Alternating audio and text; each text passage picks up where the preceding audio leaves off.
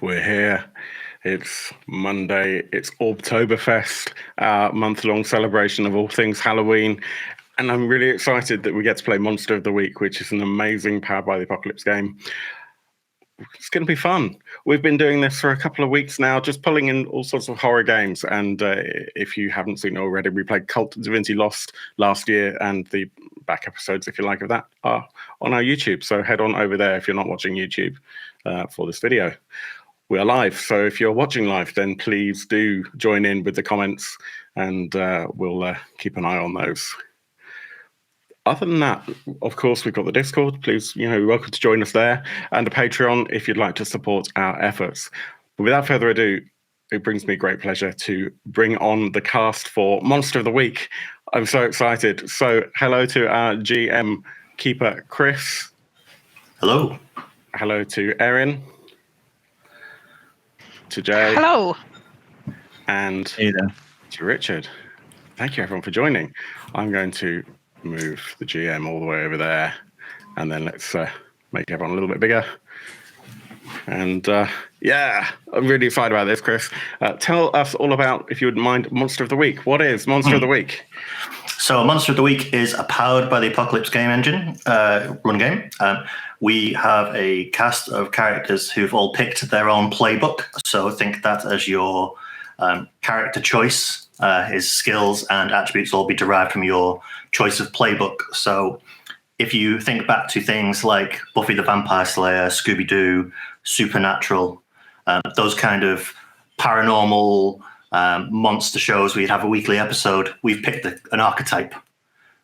Each of you has one of those archetypes to play today. And we will work out what our team is going to be through the first kind of 10 minutes, what normally would be character generation session 0. And we will throw you into our episodic horror special for Halloween. I can't wait. And a quick question for everyone else who's playing as well. Has anyone played either Powered by the Apocalypse or Monster of the Week before? Yes. Awesome.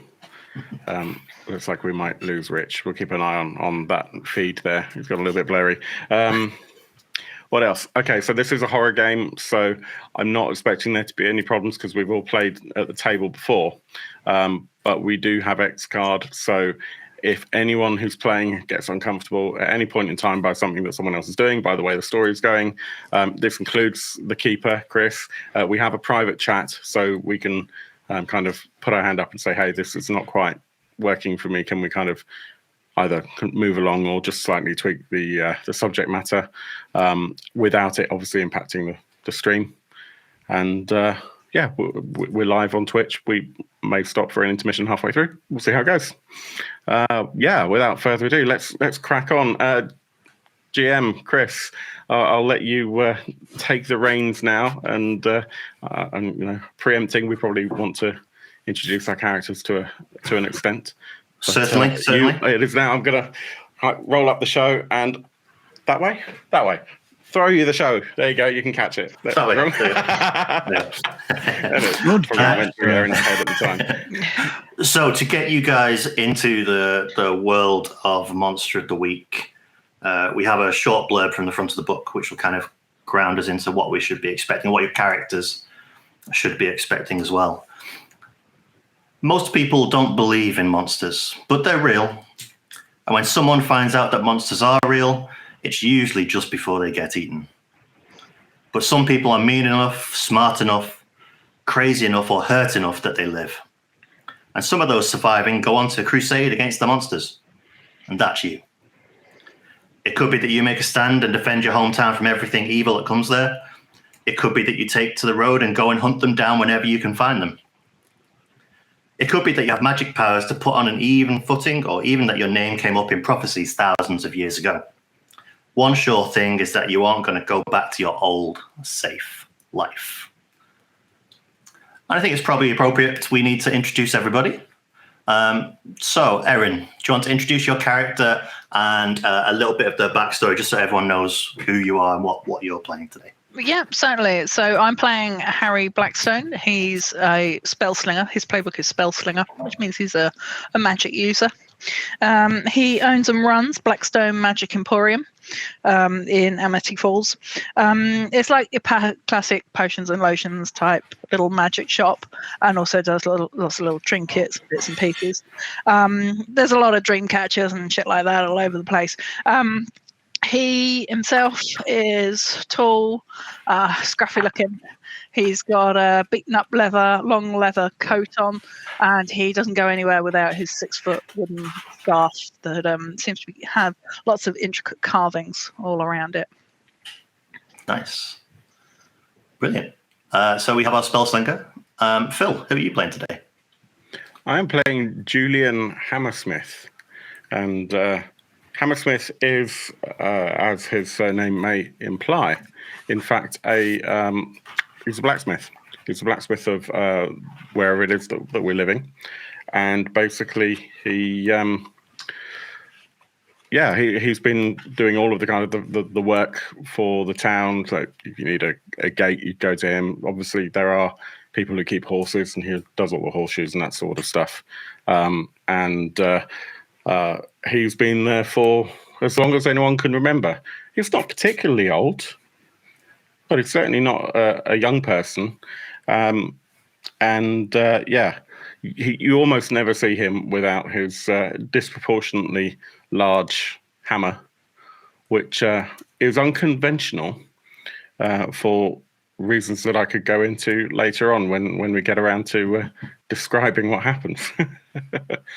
And I think, am I right in saying that Richard, your internet is possibly killing you? I think we have. I think the silence says it all, doesn't it? We've lost one of our players, unfortunately. So we're going to give a wave to Rich.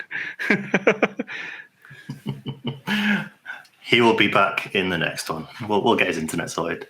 But Jay, who are you playing today? I am playing Francis, who was a French aristocrat until the common folk basically stole his lands, his title, and removed his head from his body. He's now a skull sitting on a shelf in Who Wants to Jump In and Take Ownership? I think he absolutely sits in he sits on the shelf in Blackstone's Magic Emporium. Yep. That is exactly it. But he's not for sale. But he's not for sale. No. He's one of those rare things that is never for sale, and he has his own shelf with some dribbly candles and a stack of books. Of course. And occasionally you switch the TV on and leave him alone to watch the TV. Yeah. Nice. That's him. Perfect. Well, as a team, we haven't decided how you all know each other. So alongside having to create a character and choose your attributes, your stats and your moves, we also need to decide how you know each other in terms of history. So I believe each of you should have generic kind of questions and things that might have happened in the past in terms of your history. So we need to decide who is connected to who. So let's start. If Francis, how would you be connected to Harry, given that we've got that connection already? You can either make up your own, it's fine, or you can go off what you've got pre-selected in the history of your playbook. Okay, with it being quite an unusual one, I think if you're okay with it, Harry, you were wandering through like a garage sale, that sort of thing, and you heard a voice in the background saying, "Hey, psst, you, yes, you." And you couldn't see anybody, but you then saw right in the back an old glass case with a skull inside it. How's that sound? Sounds good. Do you want to add anything to that? Having worked out where the sound was coming from, I liberated you from the case in the junk shop, and I managed to get you out with a 5-finger discount. Awesome. I have a question though. So obviously you are a skull. Are you literally just a talking skull, or are you like an ethereal creature that would be attached to the skull and can move separately to the skull? I'm going to say because one of the options was flight, and I didn't pick it. Sure. Because I kind of picked it for being either to be able to heal others or heal myself. And because of that, if we play him again, that's probably going to be the first thing I do. But at this moment in time, and Phil can't hear you if you did say something just then. I was mouthing, have both. Oh, but what you got to move somehow, so yeah, I was going to say I was going to probably be carried, but if you're okay for me to, we can totally say float. Yeah, I think you'd have to define fly and float. Yeah, yeah, okay, I will do that. That is cool. He has means of transportation upon his own. So you're probably not going to go over like 6 foot high, but you can at least move around by yourself. Yeah, we'll definitely if define I need that to. Yeah. Okay, so Harry, how would you connect yourself to Julian in terms of your history? Oh, he's a comrade in arms. We've faced some of the biggest threats together. There were some terrible brainworms at a town out in the Midwest that we pulled together as part of another monster hunting team, and we cleared through the brainworms. And there's been other adventures other adventures in the past. Nice. And the final one, Julian, how would you connect yourself to Francis in terms of your history as well? So I'm a little bit disgruntled, to be perfectly honest with you, because Francis, I already saved your life once, back at the time before you knew monsters were real. And about 3 days later, you went and got yourself killed. I'd already said I was a skull long before. Very old. You're from. Actually, you are very old. Yeah. I'm very old. Okay. Okay. Yeah, that is fine. In that case, Hammersmith is a line that has kind of gone for a long time, and I've got an ancestral memory either or. Yeah. So as far as I'm concerned, I some part of Hammersmith, be it my now personality or a kind of genetic memory, I know damn well that I bloody saved your life. Yeah, and then the French Revolution happened. Yeah. So what'd you go and do that for? Don't look at me. Do not look at me. That was not my idea. Because of course the French Revolution was actually monsters battling monsters. It was. There was no politics involved. None whatsoever. But now we have a slight connection between the three of you. What we need to decide is the three of you as a group. What is kind of your team outlook? Are you a monster slayer with an entourage? Are you a part of a paranormal investigation? Are you something like the FBI kind of paranormal side of it? How do you see yourself? I know two of us have played as part of a team before. Do you want to add Francis into that? Is that how you kind of imagined it? Yeah, I think as Julian and Harry already have partnered up and have been part of a monster team in the past, Harry's decided through sort of chatting with Francis that actually he'd come in handy too, and has started taking him along on these investigation, adventure, monster slaying little ditties that we do. I kind of like the idea that the group is pretty much just kind of going, not on my watch. Things just keep going wrong locally, and we're just trying to keep our town safe, and we probably do get called in, as we were, as Erin alluded to previously, kind of you'd hear wind of things that need to be kind of dealt with, maybe from outside agencies or whatnot. But generally speaking, we're just trying to lead a quiet life, and it keeps going wrong. Nice. Okay, so we've got our kind of groundwork laid out. We've got our characters. We've got our team concept. I think it's probably time we move on to some actual monster mysteries. Let's go stay some monsters. Yeah. So it's nearly Halloween. The year, I think, previously in our conversations before the game, we decided it's roughly around nowadays. So we'll say it's 2022. Modern day where would your shop be, Harry? What do you imagine? Is it America, or are we talking Britain? It's over in America. It's in Amity Okay. Falls. It's Amity Falls. Yeah. It's a quiet little town, sort of everywhere and nowhere. It's a bit of a Springfield. Nice. It could be anywhere. Yeah. Brilliant. And the local news has kind of had a bit of chatter of recent days when they've heard something is not quite right in terms of the local police department. And it's Francis having been left to watch the TV in the store while everybody else has popped out for lunch. You're watching the daytime news of the local AFKBC radios. They're broadcasting on the TV, and it's the youngest news reporter you've ever seen. They're barely out of high school. And they're stood outside the police station in Amity Falls. And we're reporting to you. We're here at the police station, and I believe the police officers have an announcement to make. And he kind of turns, the camera pans over his shoulder. You see the front entrance to the police station doors, and they open up.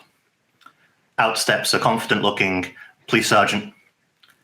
Makes his way forward 3 steps to the top of three steps, and he starts to speak to the 2 news reporters that are out there. Nobody seems to have turned out for this. It's obviously not very important news. And he turns to the one camera that's looking at him.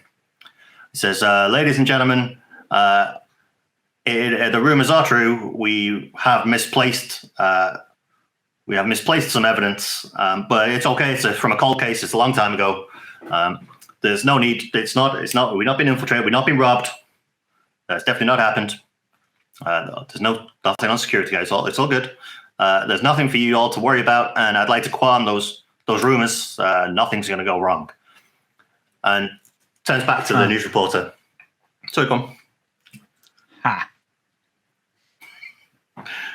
Turns back to the news reporter, and the news reporter says, and it's like, "Well, that was the police officer.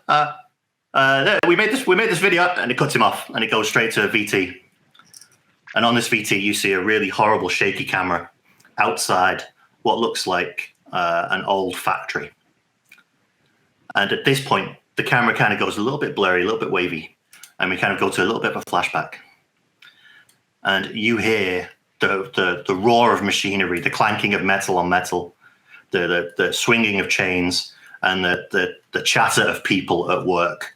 And you see carcasses of meat being trolleyed in, moved around, and vans coming and going. And as we kind of look through the door, we go through the doors, down the corridor, into the main chamber, and you see what looks like crimson red blood all over the floor.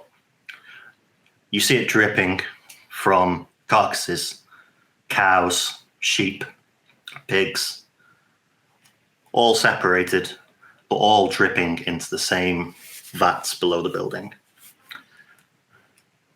And from the back of the building, you hear the grinding as you see a man dragging what looks to be a massive meat hook along the floor. And you can see it's a dreadful actor representation of it. And he's kind of dragging this thing along the floor, and he kind of stumbles forward, and he gives a whole speech. He's like, "Oh, you can't fire me. I'm going to take this place with me." And you see 3 drama students go, "Ah!" as they are badly acting in the background. And he grabs them and he jumps into a pit. And you see somebody starting to throw bits of meat up in the air as if they've gone into the grinder. And it cuts back to the doors of the factory. And then you see step out a police officer with a pig mask. The one remaining thing that character was wearing before he threw everybody in is that one pig mask. And at this point, it cuts to the weather. But also at the same time, Julian, you as the chosen, you get visions, don't you? Sometimes. Yeah. I think you have something at the start of a game. Mm-hmm. Yes, we Destiny's rolled. Plaything. That's it. How does that work? Do you want to So explain I get to Monster of the Week is 2d6, Yes. and being powered by the apocalypse, depending on your roll plus or minus the trait that you're kind of accompanying that roll with, the higher the roll, obviously, the more success you get. So I'm going to roll my 2d6, and I'm going to add my weird, Yep. which is a -1, so this doesn't bode well. And on a 10 or more, which doesn't bode well, the keeper will reveal a useful detail on the coming mystery. On a 7 to 9, I get a vague hint about it. So let's see what happens. Well, bugger me, that's a 12. Natural 12. So 11. So that makes it 11. Nice. But hopefully, yeah. Where would you be middle of the day? Middle of the day, I'm at work. So my forge, I'm imagining that like the town is like any kind of normal town, but my forge is probably 2-3 miles away from the nearest house, and it's on basically almost like a dusty road. It kind of you see the sorts of deserted roads that just have like an old gas station and that sort of stuff on it. So yeah, maybe there is a gas station that's kind of half a mile down the road, and after that gas station is my forge, and I like it that way. It's almost on the main road, but it's a bit set back, and I'm there just basically working on. I'm probably making a wrought iron gate or something like that. I think as you're kind of like slamming down on the metal, it's at that point where you're kind of at one with whatever you're doing. You're so focused on just hitting it, taking out that kind of that rage. It's like a trance that you get into. Yeah, and you start to get a vision of each bright flash of light. You get parts of what was just on the local news, but instead of being the teenagers acting it out in kind of amateur dramatic way, this feels slightly too real. And it reminds you of something. 20 years ago, there was a abattoir where a local worker was fired, and in a kind of an act of defiance before he was fired, he grabbed the workers and basically massacred whoever was working that day. And by the time the police arrived, they were being held hostage on the edge of the meat grinder. And it was at that point he vowed to not let them take him, and he stepped back into the meat grinder. But this was on the edge of town. It's the abattoir that you've probably driven past numerous times. And it was owned by the Clemente family. Okay. Did any of the workers survive? Were they all survive? Were they all held hostage, or? They did not survive. Okay. The only thing that came out of that grinder was the pig mask that the policeman held up on the way out. Okay.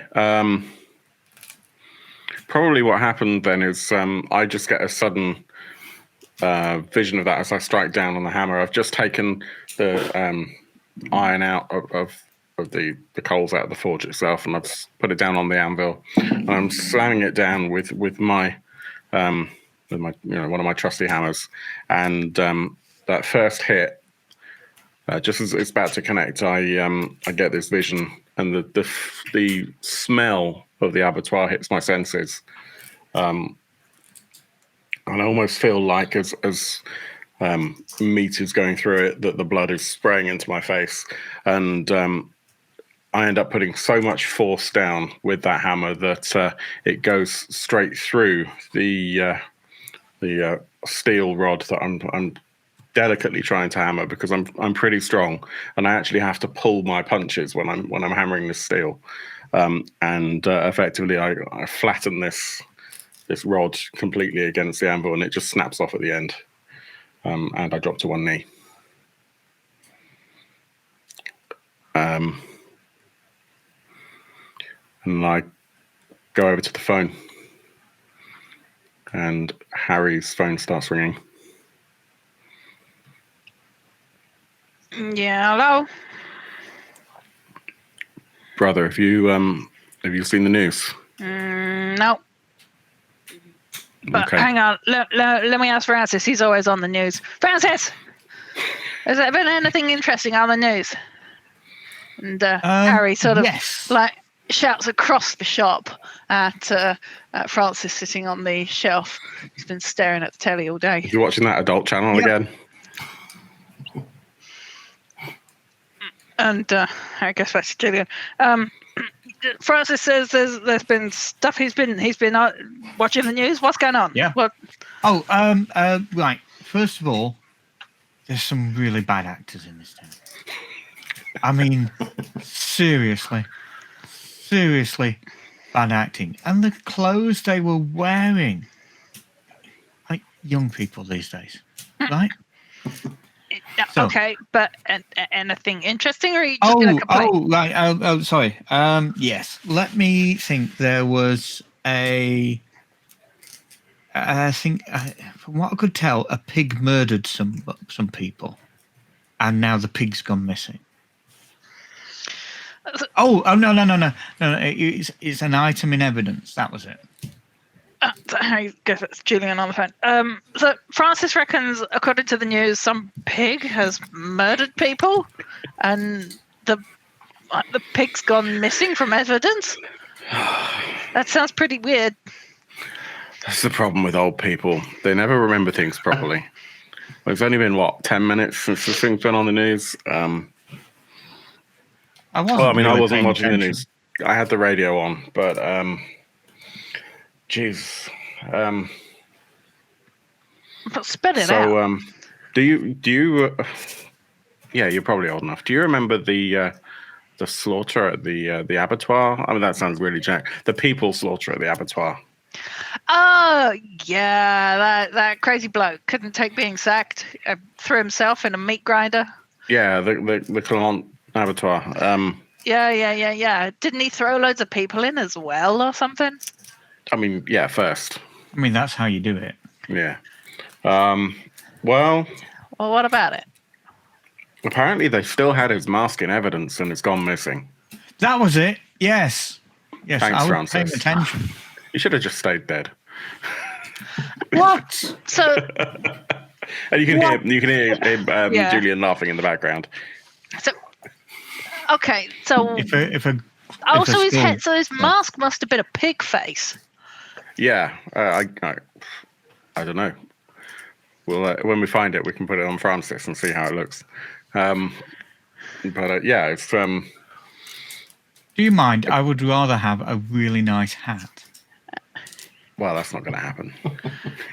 Buddy, I'll make you one. Yeah, I mean, Harry's probably got a bunch of really, really, really nice hats. You know, the kind that you get in party stores. Pink and cardboard and like full of metallic glitter and all sorts. Anyway, point being. Francis regards the telephone with a blank stare. Glowing green eyes, just kind of burning through the other. So this sounds like something weird's going on. Well, I don't know. I mean, maybe it's just someone who wants to collect. I don't know. It's not serial killer really, but murderer merchandise. I mean, there's probably a black market for that sort of stuff, right? Probably. So, but anyway, yeah, I thought it was interesting that that. Okay. So, Harry, what's the going rate, and who would be a likely fence?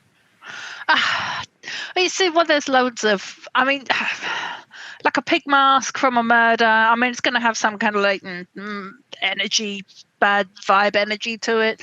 I'm sure you could probably sell it on. There's going to be some nutcase out there who's going to want to buy it, think they can use it for powering a spell or something. I mean, we can call. Do we need to check Julian out? Oh, we know Julian wouldn't take such a thing. I'm still on the phone, you gits. But you can check me out anytime. Look, how about I'd the three rather of not. us? How about the three of us meet up and we go down? We see our friends down at the police station.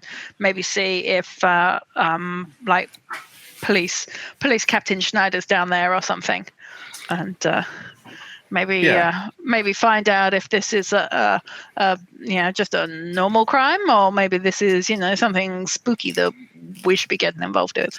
And whether they've got a reward. Yeah, well, we've always got a going rate. Yeah. Francis, fancy a road trip?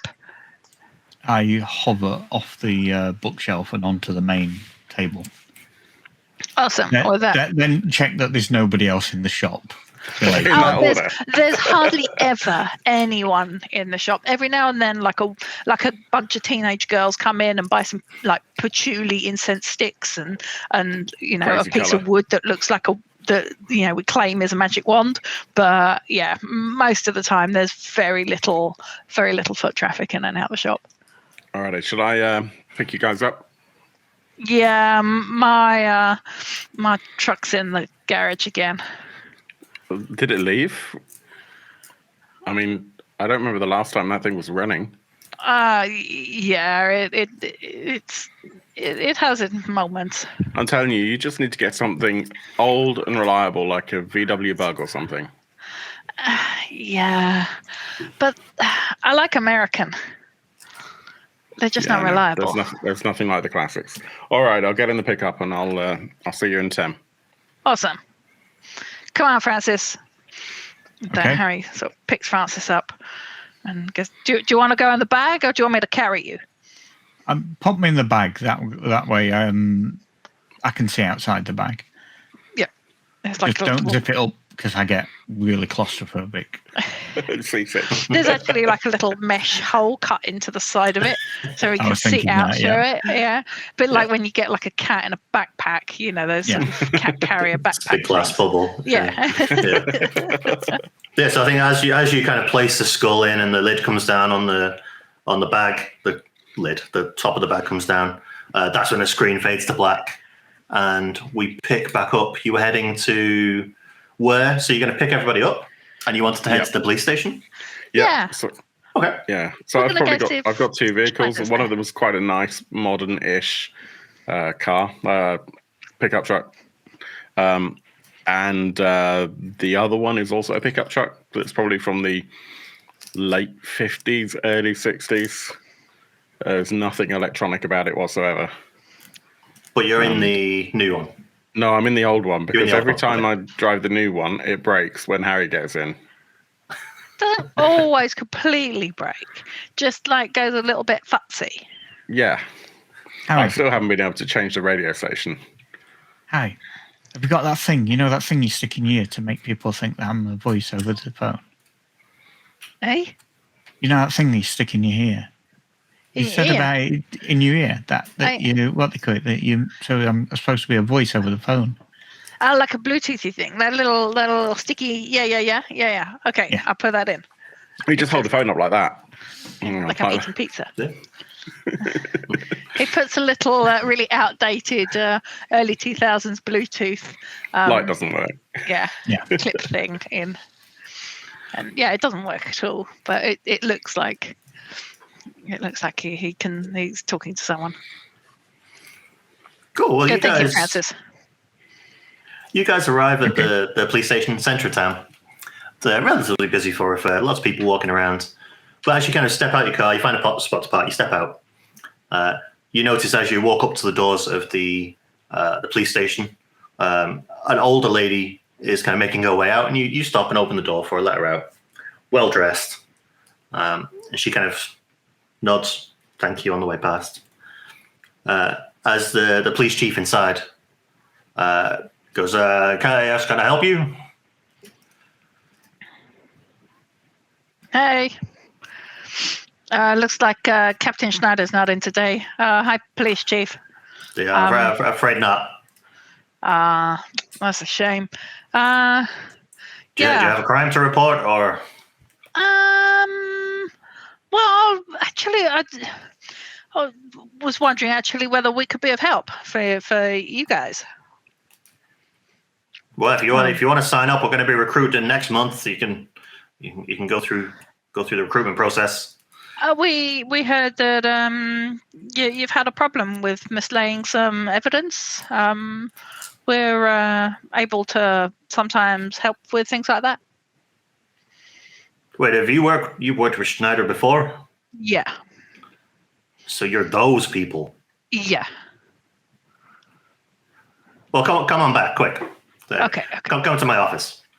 And he opens up the kind of swing gate at the front. It takes a couple of moments to walk back to the back of the office, past a few people on the phones, reporting crimes, somebody cleaning his gun. As you get into his glass office, and he ushers you in and then pulls the blinds, like it's a little swizzles the blinds so you can't see in. Says, "So look, I don't know what happened, but if you want, you can take on the case. There is a reward. The Clemente family really want to make sure that doesn't get into the wrong hands. So if you do manage to get it back, there's a $50,000 reward." Ooh. Look, I can't take you back to the evidence room, but safe to say, the windows weren't broken, the locks weren't broken, nothing's been jimmied that I can tell, and nothing's showing up on the CCTV. $50K, you say? That sounds like it might cover our expenses. Yeah, I'm sure we can. Yeah. We might be able to help. So you say there's no evidence of forcing or getting in there at all, and you can't take us back and show us so we can get a feel for the area. I can't take you back. That's against the rules unless you're a fully fledged member or deputy. Yeah, I can't take you back there. But like I say, there is recruitment next month if you want to come back. Are there any gaps in the? Are there any gaps in the? What's that thing you call where it watches and it's like the television, but for specific places monitoring? The Harry CCTV. Sorry, Harry goes. Yeah. So, is there any CCTV blackout spots around here? Well, not in the station itself. Obviously, we don't cover the whole town. We're not going to spy on everybody. So the whole station is covered. Internally, yeah. Of course, they would say that. Yeah.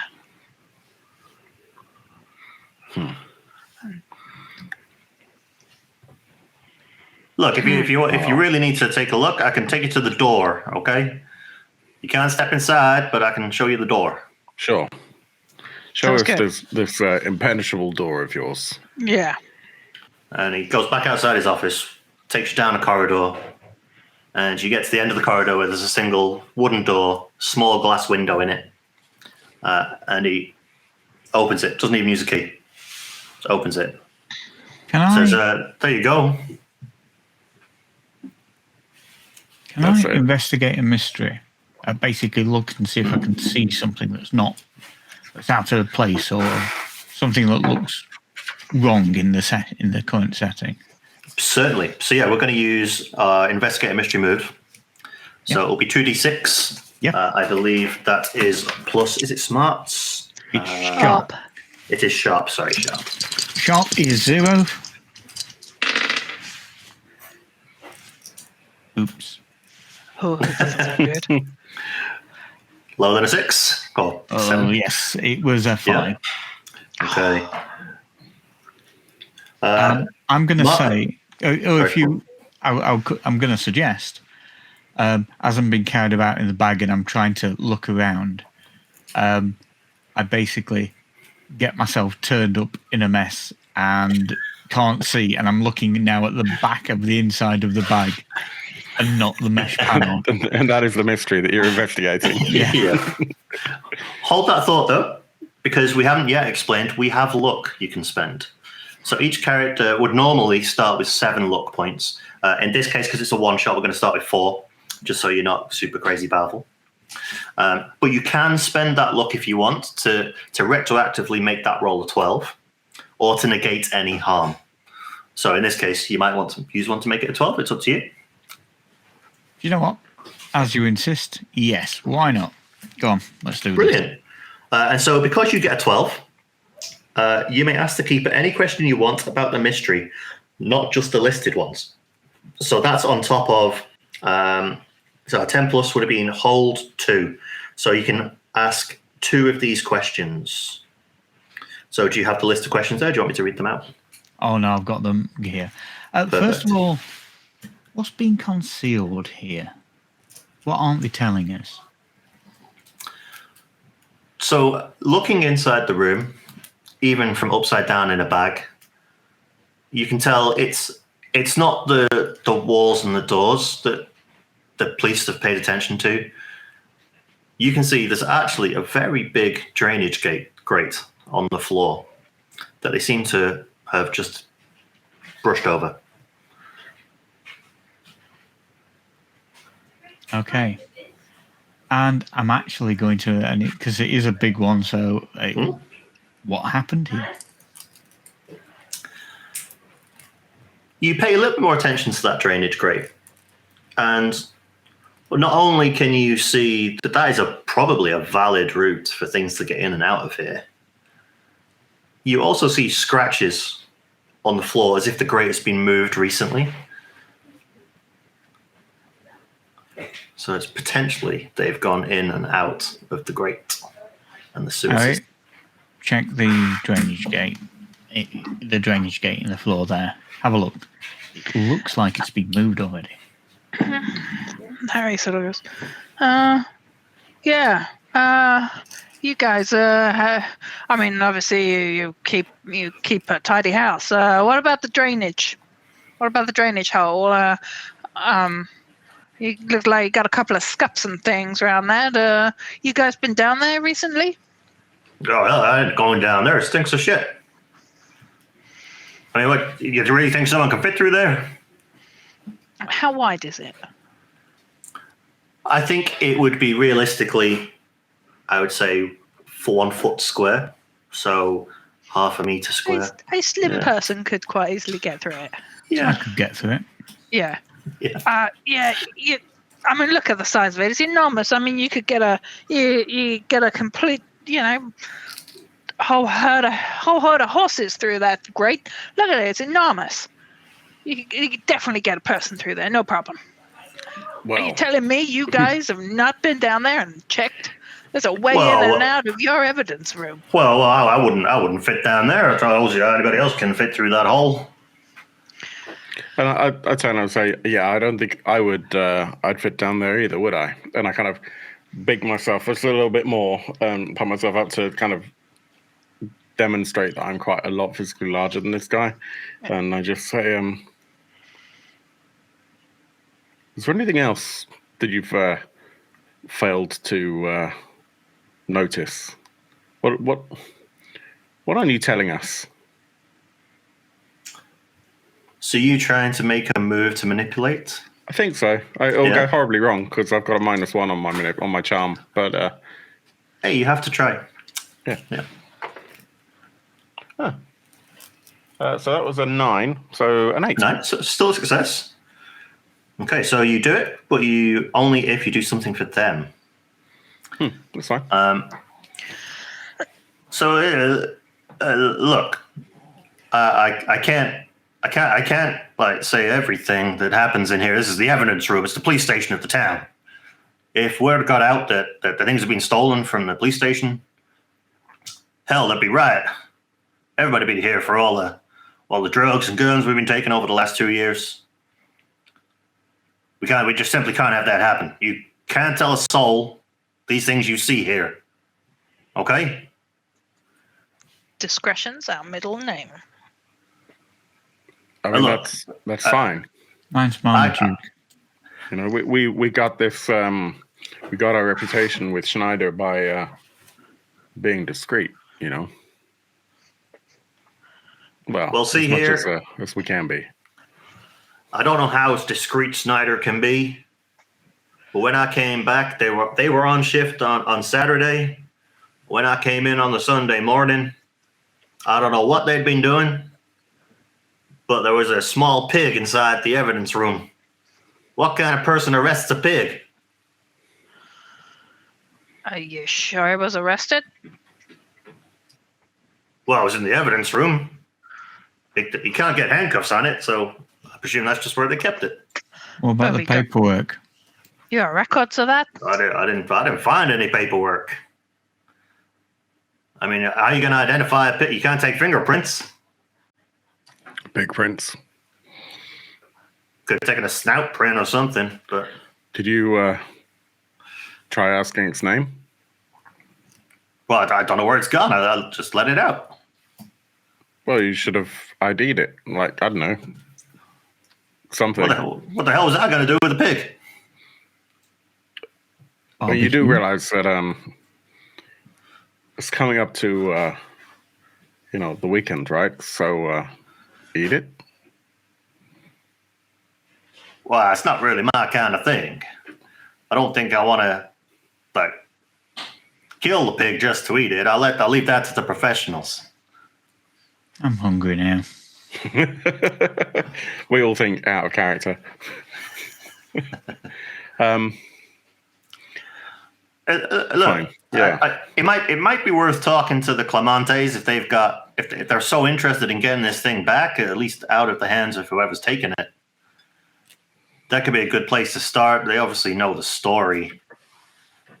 They were involved the most, I guess. I'm going off 20-year-old paperwork. Sure.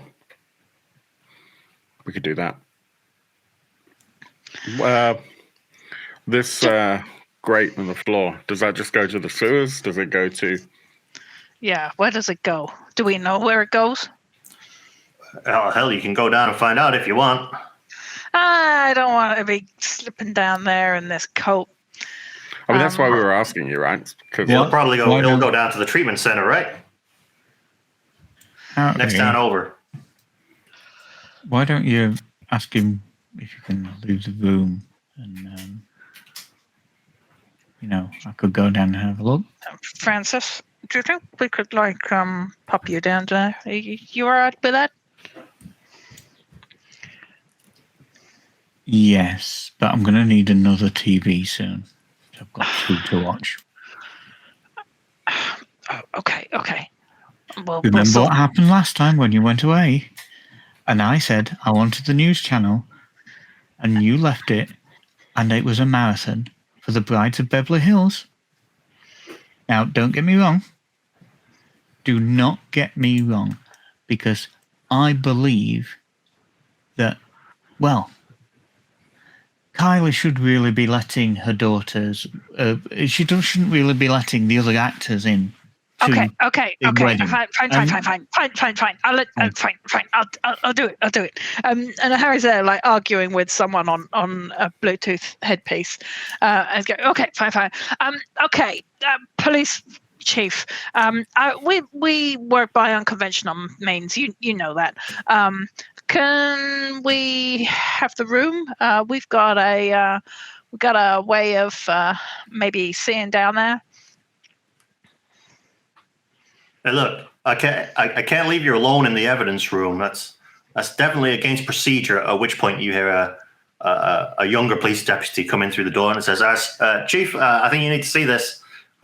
There's been a. You better come with me." He said, "Oh fuck you! You got 2 minutes." Okay. Step out the door. And I'll step out the door as well, just to kind of almost act like a human door. Yeah. Sure. With that, quick as anything, Harry rips open his bag and grabs Francis and goes, "Okay, dude, do your thing. I'll pull this grate up. You do your thing." And he just sort of gently lets go, and Francis just bobs and Harry bends down, and then is the grate easy enough to pull up? Does he manage Yes, to get because that it's already up been without... lifted and moved out of the way. So he pulls it's it up. obviously loose, and you can just grab it. He pulls it up, moves it to one side, and goes, "Okay, Francis, you do your thing." Oh, reminds me of Venice. Okay, right, and down he goes, wobbling slightly. I take a look round. What can I see? Sweet. So, would say looking north. We'll say one way is a dead end, obviously where the sewerage starts. That's obviously where the shower block and the change rooms for the police officers would be. South seems to descend slightly downhill towards the edge of town. If you're willing to follow, I'll start. Yeah, I'll start going down southwards. In that case, sure. You go down about 50 meters. You've gone past a couple of things where they seem to join. So obviously you're starting to get towards the main sewer system, and eventually you drop into a larger system, probably about 2 meters wide. And this is where it really starts to smell. As you're obviously getting the runoff from the whole of town. Yeah. Okay. Well, it doesn't. Strangely enough, the smell doesn't actually bother me. But, however, I'm going to have a look around again and see if I can see any traces of basically movement that isn't to do with bowels. So that is going to be investigate a mystery again, isn't it? Please. Yeah. 7. So it's a success. You can hold 1. So you can ask one of those questions. Okay.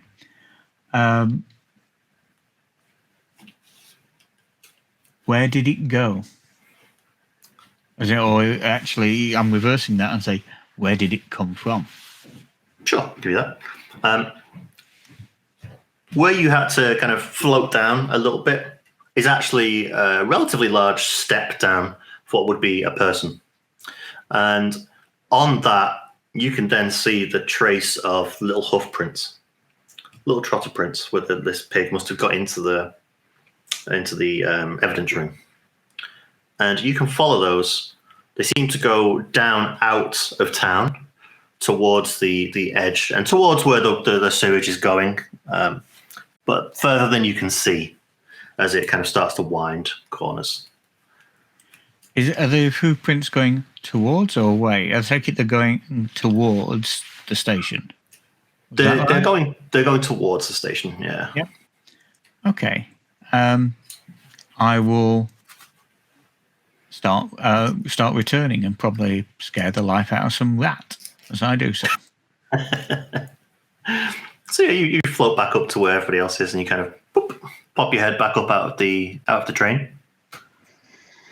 Meanwhile, Julian stood at the door. You will have heard the chatter from the, I don't know, what's the main room in the police station?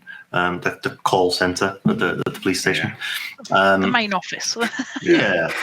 Where there was somebody previously loading his gun and a couple of people on the phones. There's now like 3 or 4 phones going, and everybody seems to be back at the desks doing something.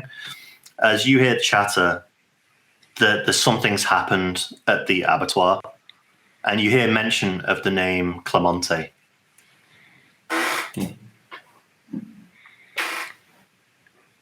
Huh. Harry. Can't quite make it out, but they're talking an awful lot about the abattoir. I can hear them mentioning the family name. Okay. Sounds like maybe there's something interesting going on. Hey, Well, Francis. maybe something profitable at least. Yes. Do you see anything good down there? I mean, apart from rivers brown. I saw hoof prints. Hoof prints. Well, like Little piggy horse ones. or piggy ones. Ah, little trotters. Yes. Going towards or away? Coming here, actually. Coming in. Yeah. I think the pig broke in. Pig broke Stole in. mask. and then Got back out. How did it no, get? the sheriff got it. Let him out. Yeah. Yeah. But like a little pig doesn't have any pockets on him. How would they? Oh, this sounds more and more spooky. The more What if we the look. pig was wearing the mask? True. Could make it really hard to ID him. It would. I'm going to say that there's only really 4 incidents I've ever heard of pigs breaking into places. So, and this is the 4th. So, yeah, it's not beyond the realms of possibility. Okay. Well, they are pretty smart things. Okay. I think we've probably exhausted everything we can here. He's just looking around. It sounds like we need to go over and see and have a chat with these the Claremont family. If nothing else, we need to secure getting a reward. Guarantee that we got 50K coming our way if we can solve this, which of course we will. 50K will buy a new TV, right? Yeah. Fix the damn truck as well. Yeah. It'll be fine. Yeah. We'll get you another telly. We'll get you a nice big flat screen one. I know. You promised. Okay, Francis, back in the bag. Come on. And with that, he sort of opens the bag up, And he floats in. pops himself in. He goes, So yeah, Not, There. not the whole way up. Not the whole way. Okay. Right. So back in the bag, the 3 of you head back out through the doors. At which point the police chief doesn't notice you, and you see him turn to go back, and he's like, "Where the hell did they go?" As at this point, you've already gone, and we'll fade to our next scene. Where were you planning on going? I think the Claremont family. I mean, presumably we know. I mean, they sound They like have a a pretty family home. famous. Yeah. Sound like a well-known family within the local area. Yep. They have a few businesses, so you definitely know where they were. Probably one of the biggest houses in town.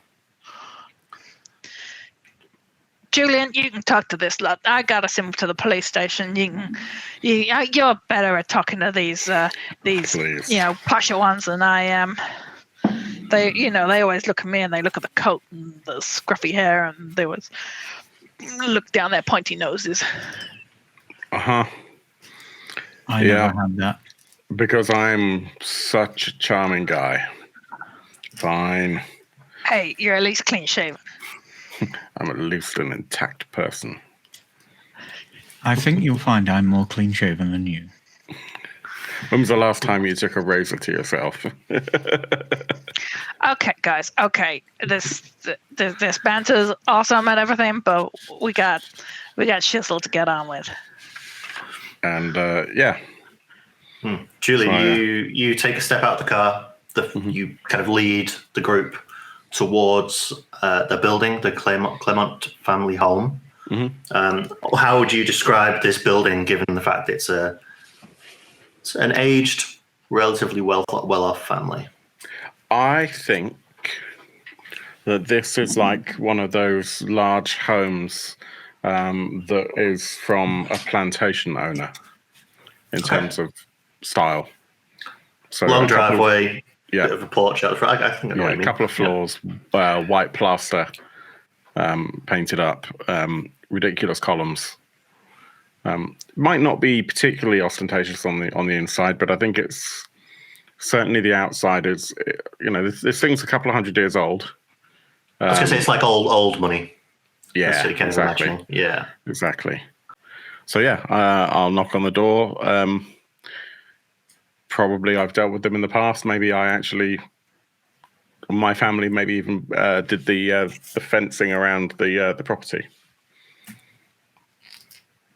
nice. So in fact, I'll before we even go up to the door, I'm going to have a look at the gateways and the fences and just see if there's anything that I can spot that would be a good reason for me to talk to them, like any areas of the fencing that's in disrepair, for example.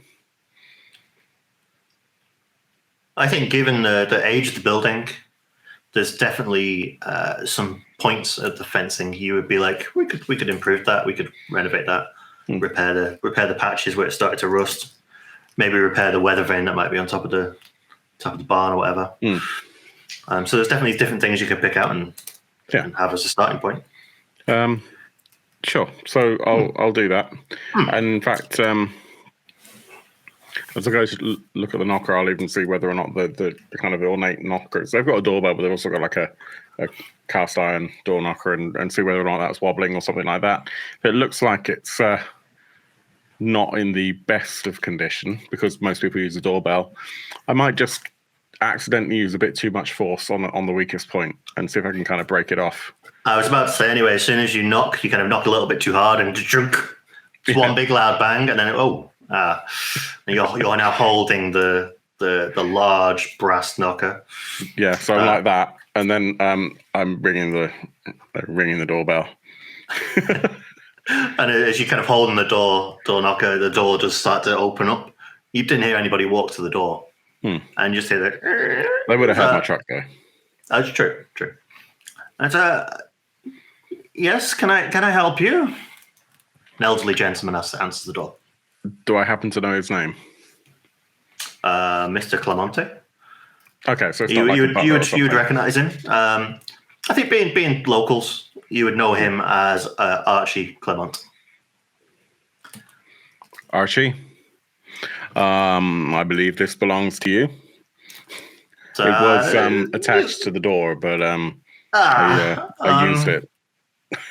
It's meant to be more than a one-use thing, but that's okay. He kind of takes it off you, places it down on a side table. Listen, look, it's only fair. I broke it. I'll fix it. But yeah. Look, I don't know what's going on, but we were just at the station, the police station, and well, I couldn't help but overhear they were talking about you fellas, and we go way back, and well,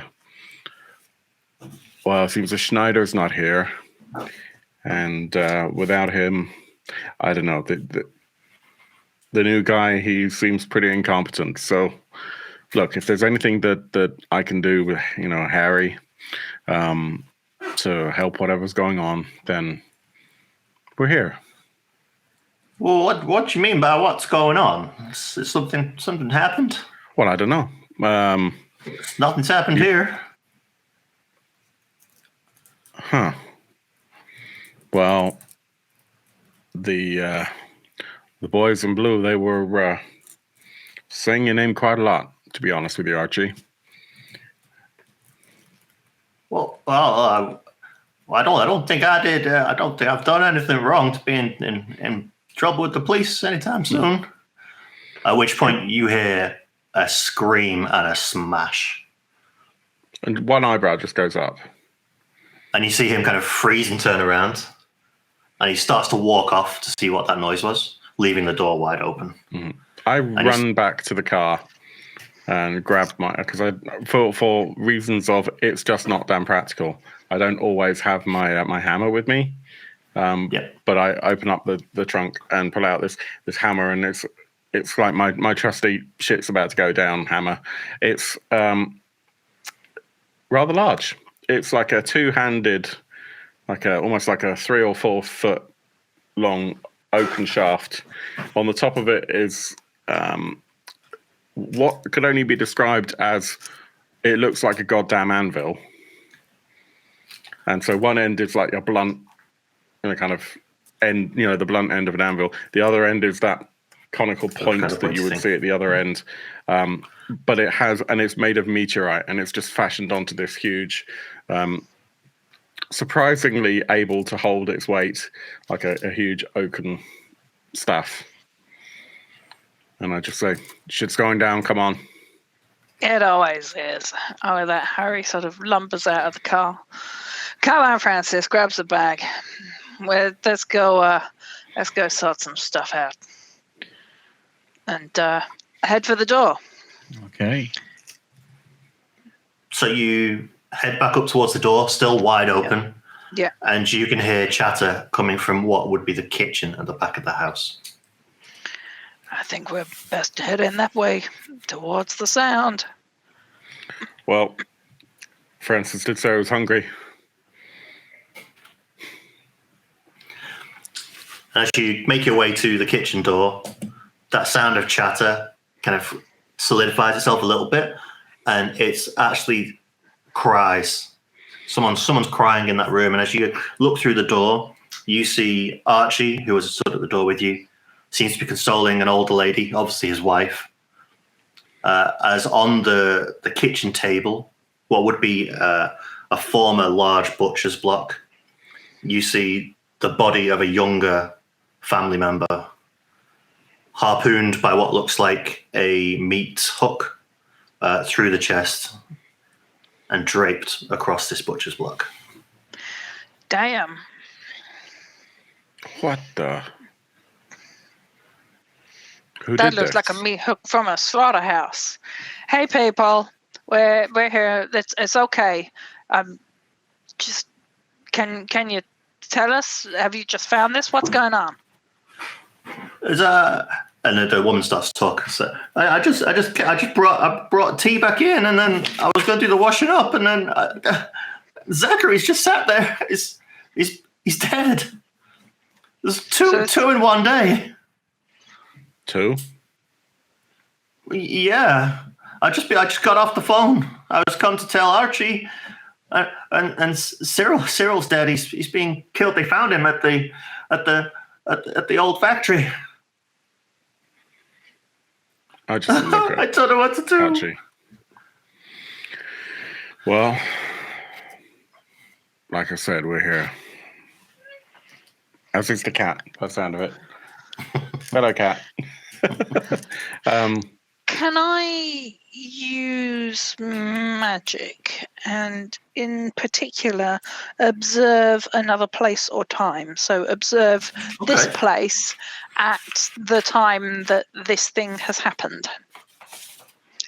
Yes. Which is a use magic roll. So 2d6 and then plus my weird. My weird is 3. So that's 3, 4, 5, 6, 7. That's 8 in total. 8. Okay, so you do succeed, but it works imperfectly. So you'll have to choose an effect and a glitch. Oh, so your effect was to see into the past, right? Yes, yeah. So the effect I see into the past, the glitch. How about it draws an immediate unwelcome attention?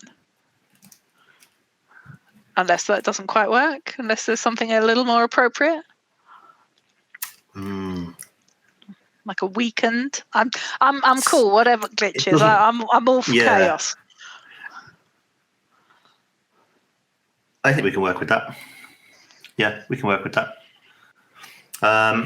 So how would you start this off to kind of look into the past? What do you do to get to that stage? So I need my focus, which is my staff. I also need gestures and an incantation in order to cast spells.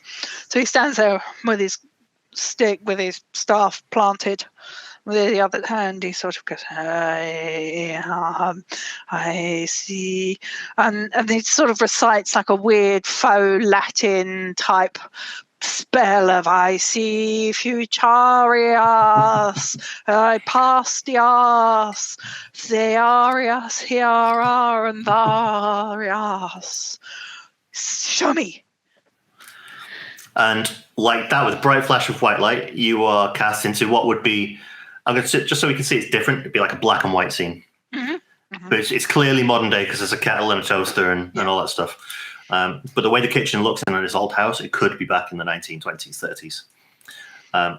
But you see time start to reverse at such a rate, you can't quite tell what's going on. It's a bit of a blur. And then it stops. Kind of like a little bit of a freeze frame, and it starts to go slow motion forwards.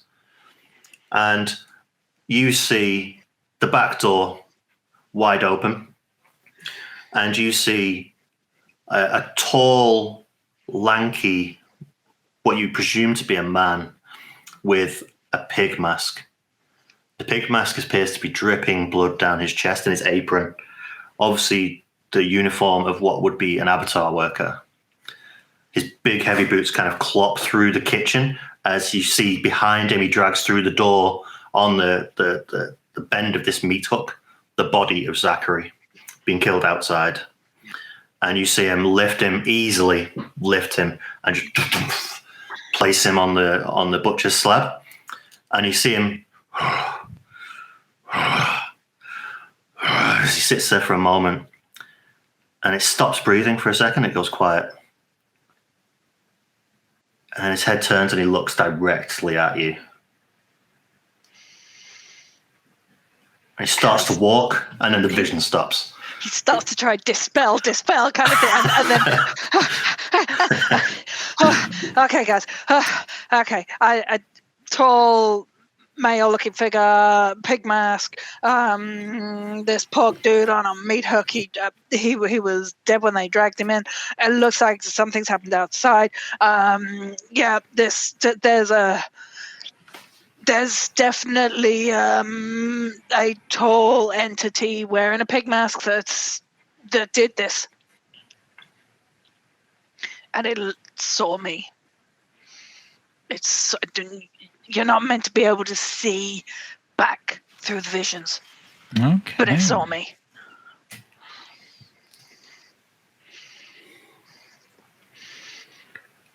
So, 20 years ago,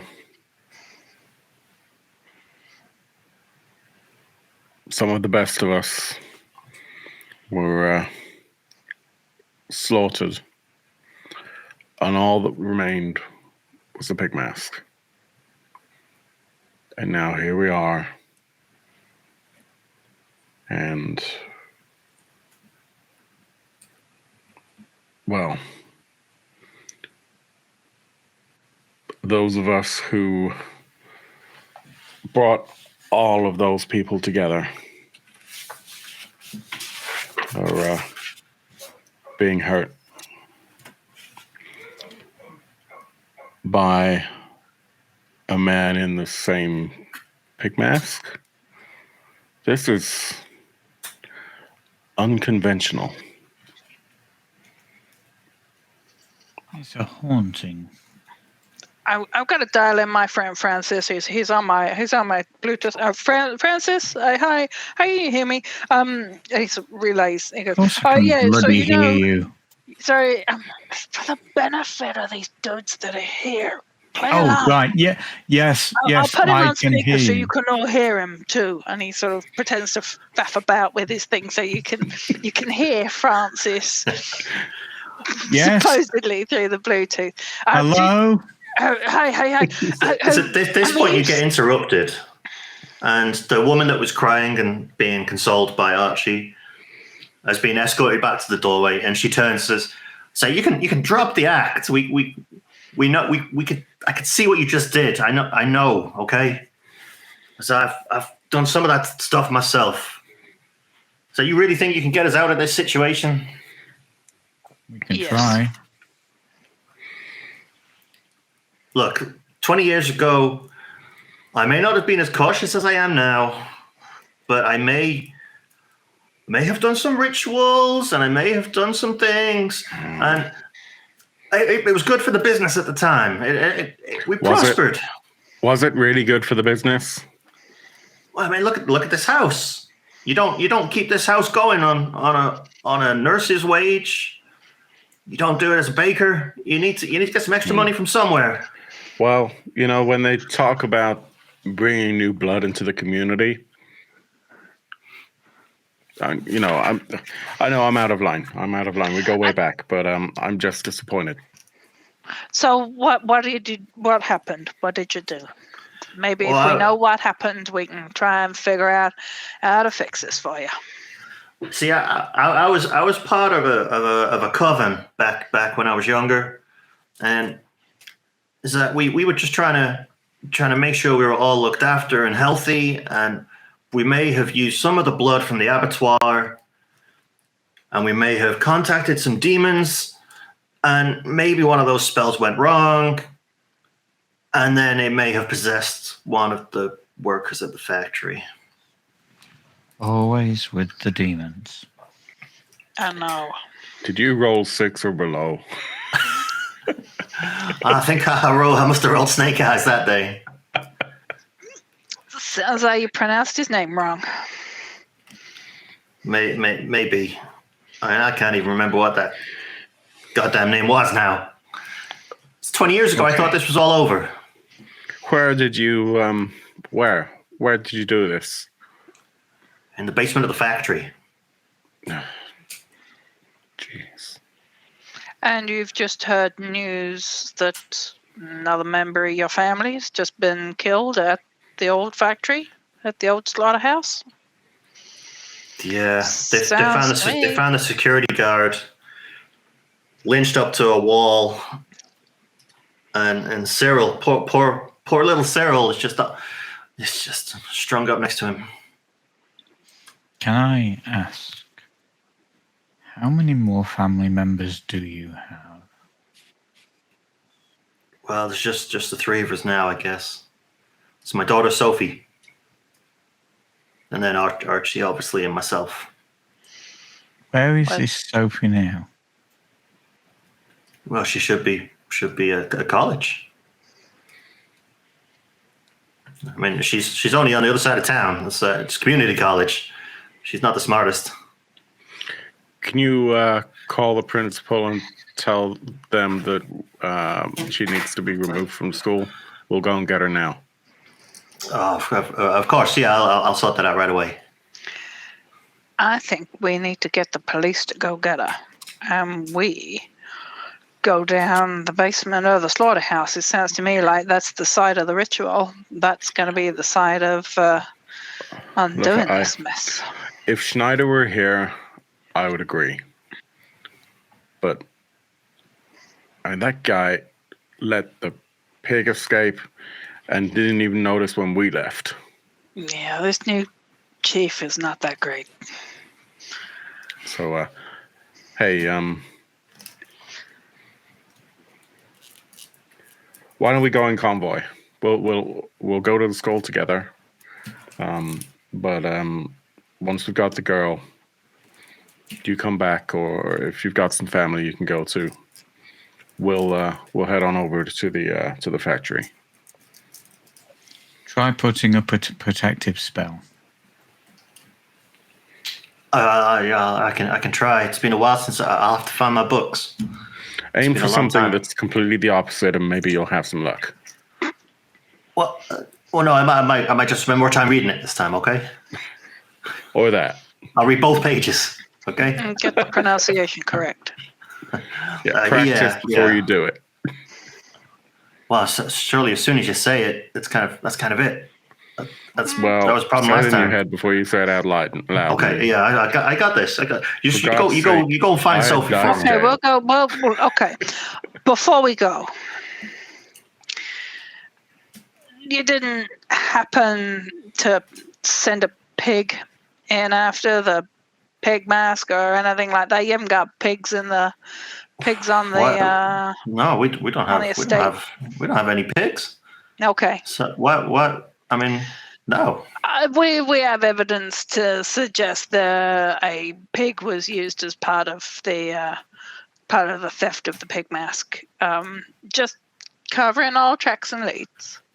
Well, no, we don't have any animals on this land. You got any on others?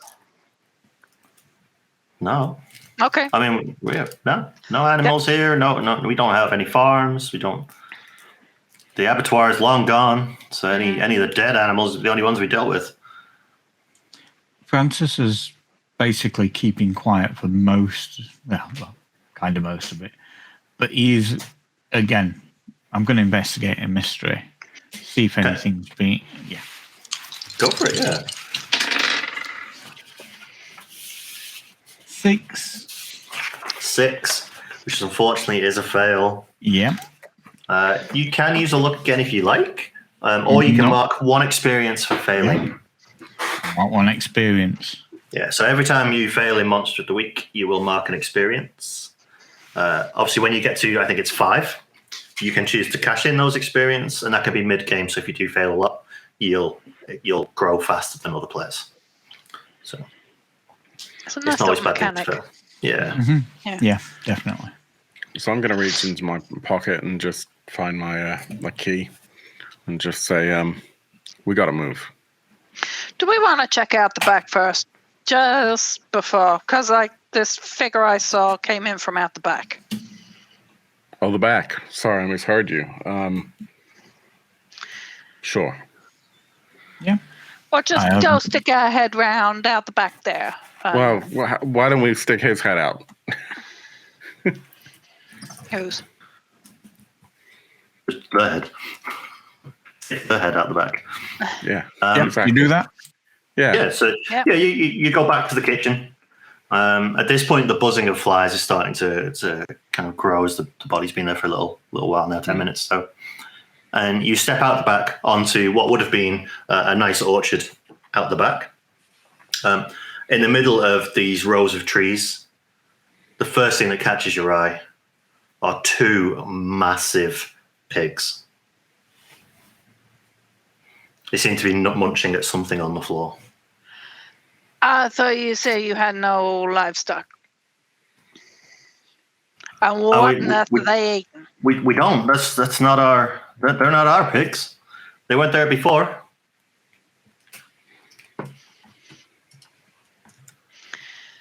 Okay. With Harry runs down and tries to shoo them away from whatever it is that they're trying to eat. Yeah, Harry, you kind of run over to them, and they instinctually turn and kind of trot away a little bit of a pace. But one thing catches your eye is their eyes. They don't seem like other pigs you've seen before. There's something uniquely characterful about their eyes, almost as if they were human eyes.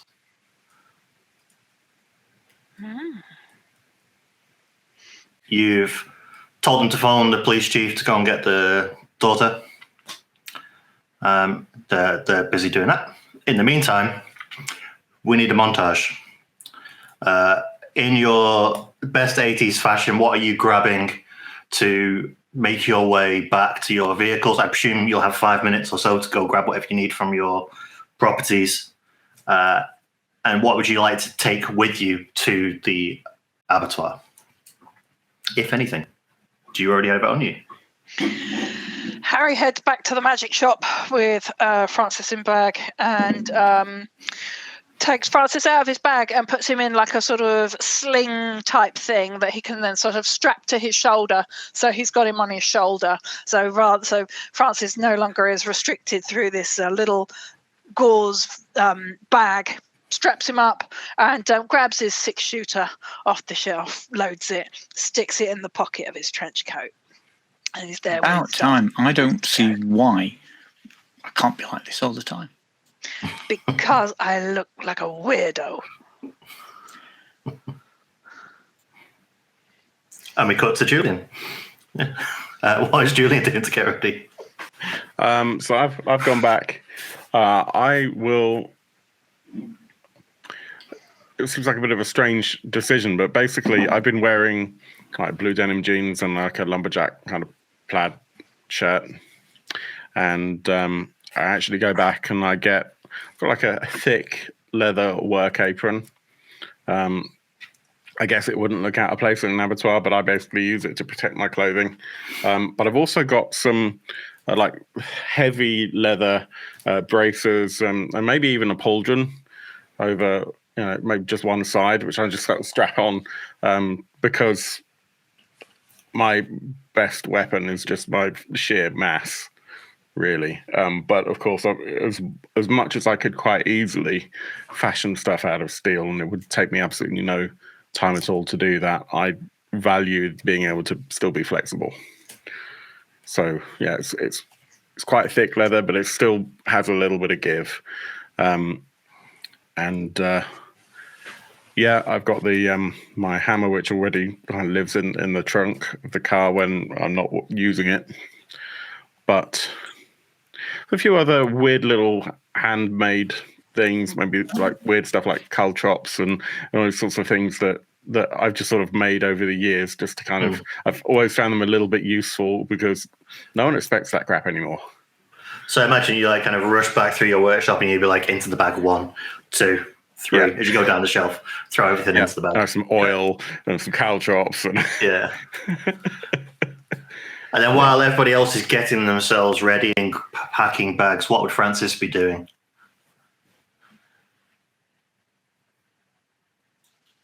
Okay.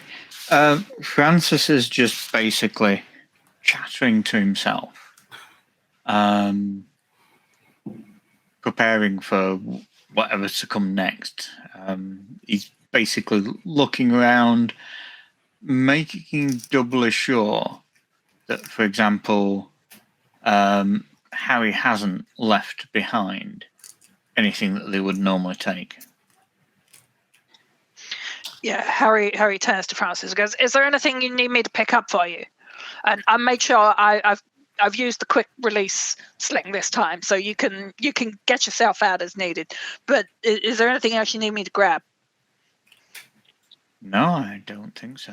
Okay. I got all the usual shit on me. Let's go.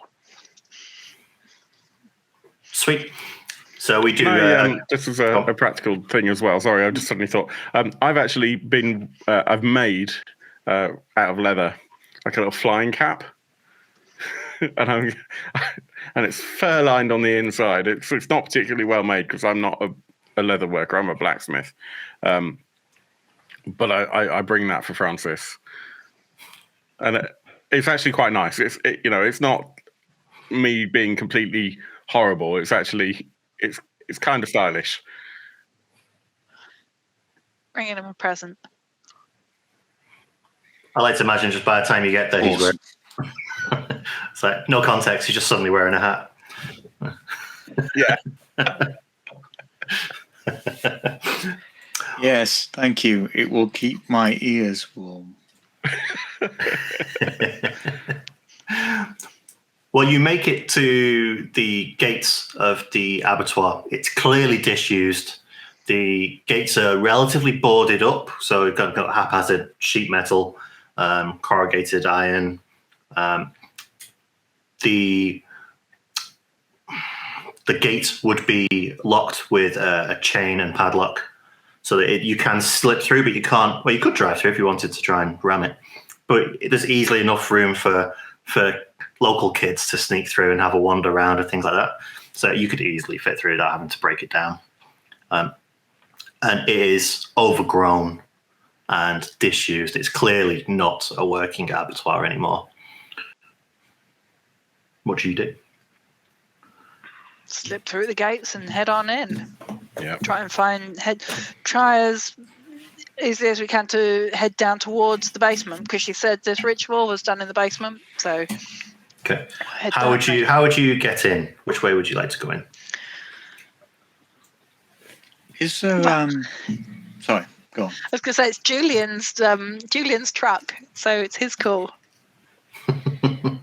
You want to ram it, Julian?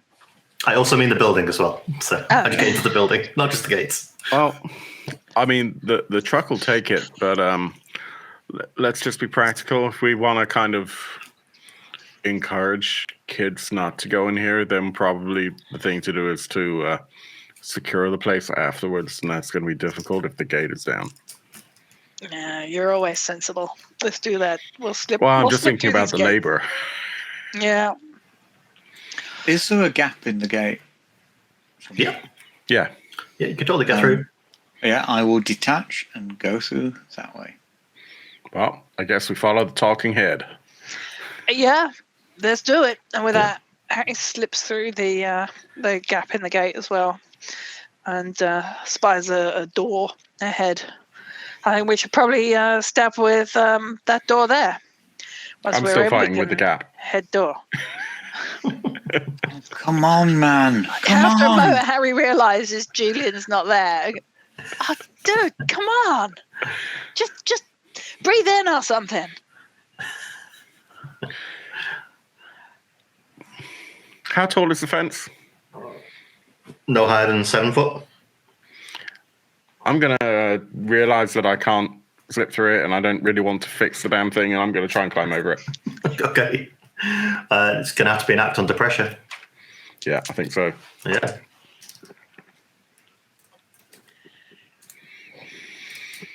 It's 5. Would you like to use a point of luck? No. No. Okay. So you start to climb up the edge of this old fence, and as you reach the top, under your weight, part of the metal kind of gives way. One of the sheet metal pieces slides, hits the floor, and you quickly follow it, giving it an almighty on top of this corrugated steel. There's an absolutely really loud braying laugh. Shut up, Francis. You have a choice here. So you can either take damage, so I'm giving you a hard choice. So you can either take harm, or that sound can echo through the quiet of the building and the area. Oh, totally, the second one. Sweet. The two of you at the door hear this almighty crash as you turn around to see Julian on the floor. Son of a. Julian, Yeah. maybe you should have rammed it. Yeah. I need a Come minute. on. I'll Well, reach for a hip flask. if they didn't know we were coming, they do now. They would have heard the truck, let's face it. Yeah, I take a swig from my hip flask. Probably. I can imagine that he also chews tobacco every now and then, and he hasn't been for a while. But yeah, he'll take a swig of. It's probably it's going to be bourbon of some kind, and then just takes some chewing tobacco out and just kind of puts it under his lip, and says, "All right, come on." Kind of picks himself up. He's like 6'7" or something, and just kind of does that. And I presume at this point, the fence is just basically open now. Yes. Yeah. Well, now that metal sheet is falling down, there's an easy way in and out. Yeah. Yeah. It's exactly what I was trying not to do. Okay. Let's You try can't- this door. You can't see it, Julian, but I am shrugging at this moment in time. I can hear it. You're at the door, and Harry reaches forward to open the door, and without any kind of pressure, it just opens up nice and easy. This is a nice, easy one. The security guard was working today, so potentially he would have been in and out that door. And as soon as you open that door, the sound kind of changes a little bit, and you hear a slight crackle. And then eventually you hear the sound of some old-time radio just playing down the end of the corridor. Well, that's spooky. No, it's demons. I mean, it's always demons, isn't it? The whole French Revolution was demons. The whole cake thing. Well, cake is a lie. Well, how about you go first, Francis, and scout out for us? Okay. And he does. He floats. It's almost like a bobbing motion, as if he's basically actually walking down the hall. So you kind of float down the hallway, and you go past the ripped up safety measures on the wall, a notice board with the local softball team sign-up sheet. And you Is there get a sign to, saying there's been so many days since the last accident? Yes, yeah, it was set to 0. That's the day it closed. Yeah. And you get to another set of double doors, which obviously segregate you from what would be factory workers area and reception kind of area. And it's at these double doors, the music is probably the loudest it's been, as you see a small hatch to the right, which would have been the security guard's office. And you can see a small lamp, slightly flickering, as a newspaper, which seems to be covering a magazine, and the radio just kind of, and every now and again the music kind of clips in and out. And down where the seat is, Harry leans over and turns the radio off. As you lean over to turn the radio off, you hear a as underneath there's a pig. What the? That was a pig noise. It brushes the door, the chair out the way, smacks into the security guard's door, and disappears off into the darkness of whatever's behind those double doors. I think I'm probably a few feet behind you both, by the way. Julian, there's a pig coming your way. Is it coming my direction? All the way. So it's going further into the building. Ah. Yeah, so it's kind of like where the security guard's office is. His separate door leads inside. Okay. Sorry. Yeah. I never thought I'd get to say this, but follow that curly tail. And off I go. think you're right there, Francis. I've got an inkling of what's going on here. Be prepared, Harry. Be prepared. That's the third pig we've seen. I wonder if there's some magic afoot with these deaths. All right, let's follow that pig. Come on, Julian. So Is Julian caught up with us? I hope so. As you turn and swing open the door. Through this door, it is dark. There's an occasional flashing red security light. But other than that, it's pretty hard to see. But it's very easy to smell. It's the smell of stale blood, iron in the air, and kind of a subtle rotting flavour to the air. That's one mighty funk. Right, you swine. Show yourself. Get out. Right, I'll get me. Whilst you're saying that, I'm kind of going, oh, deja vu, because I'm just thinking back to that vision that I had earlier on, and it's probably not entirely dissimilar smell, although that was not the smell of rotting meat.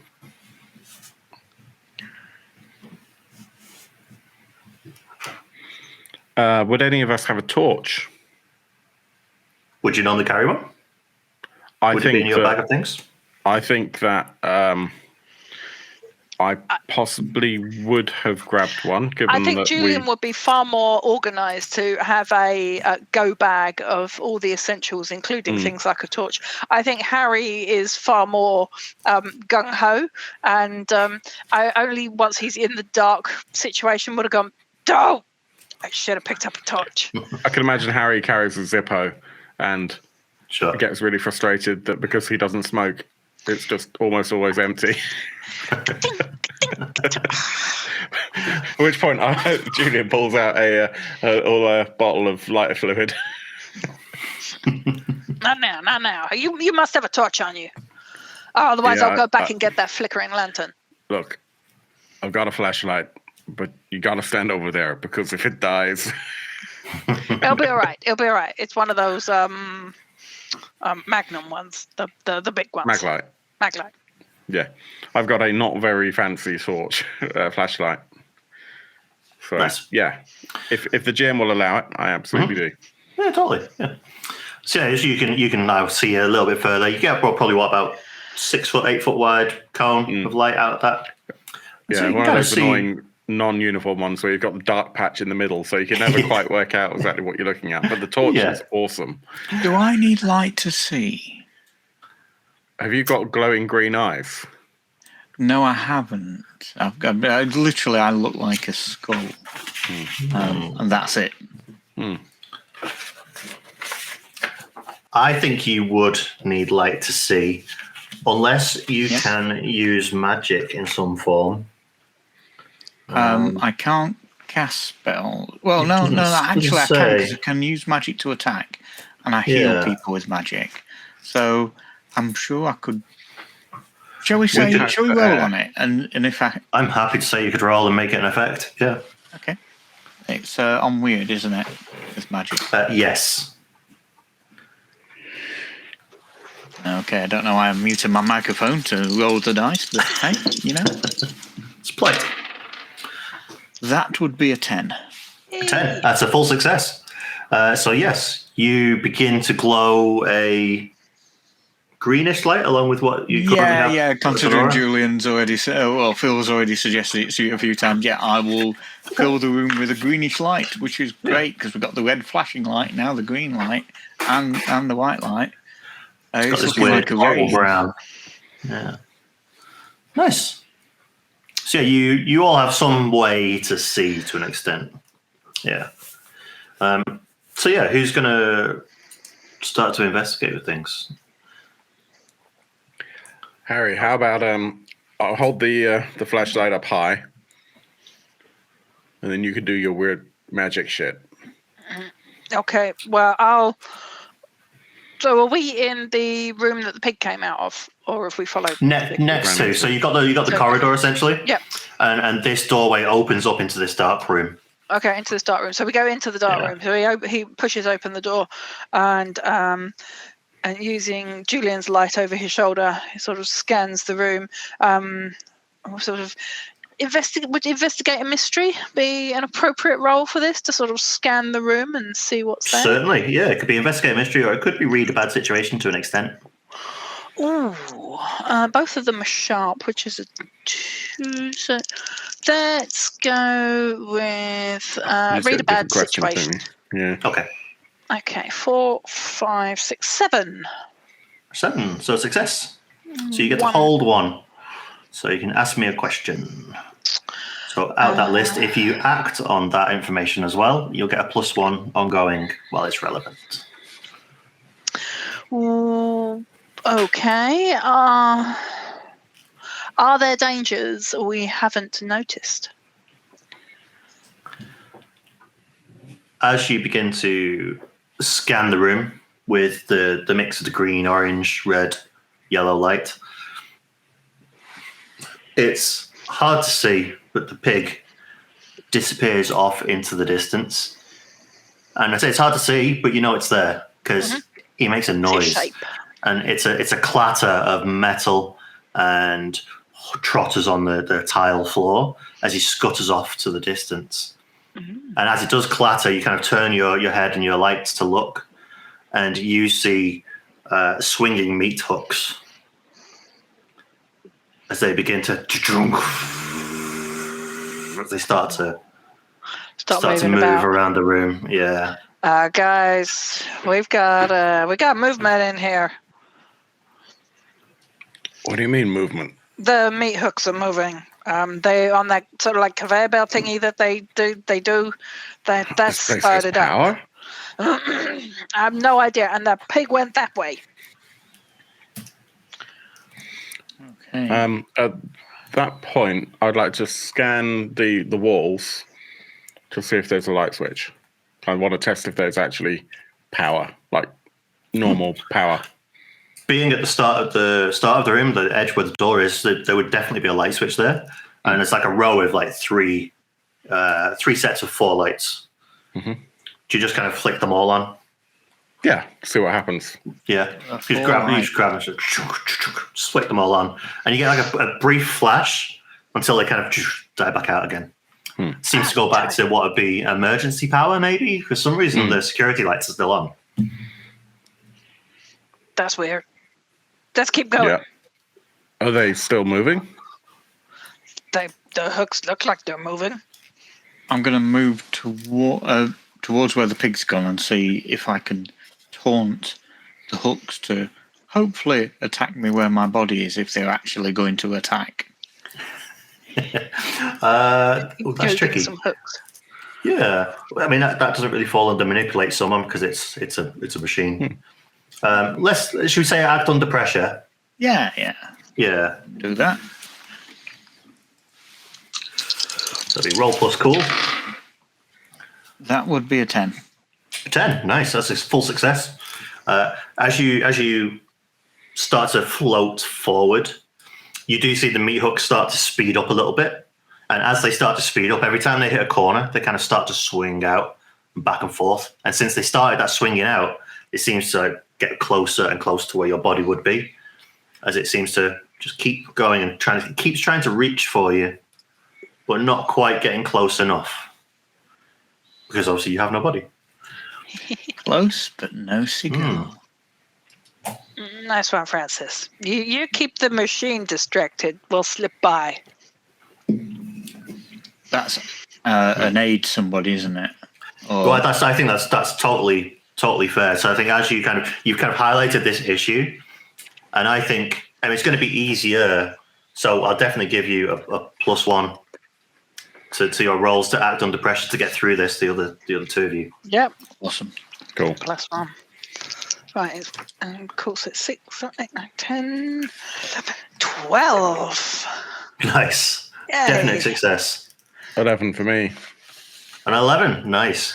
You all managed to succeed and get to the opposite side of this room and another door with what looks to be a set of stairs going down. So I dodge the hooks. I goes, right, down the stairs. Come on, let's go. Harry's getting a bit sort of like he wants to get in there now. He wants to get down and deal with whatever it is, and it being stairs that go down. That's clearly basement. Where we want to be. Where the ritual. Come on, down here. And with that, he sort of not charges, but sort of goes with intent down the stairs. With gusto. Yeah. Yes. You pace down the stairs. It's only one flight of stairs.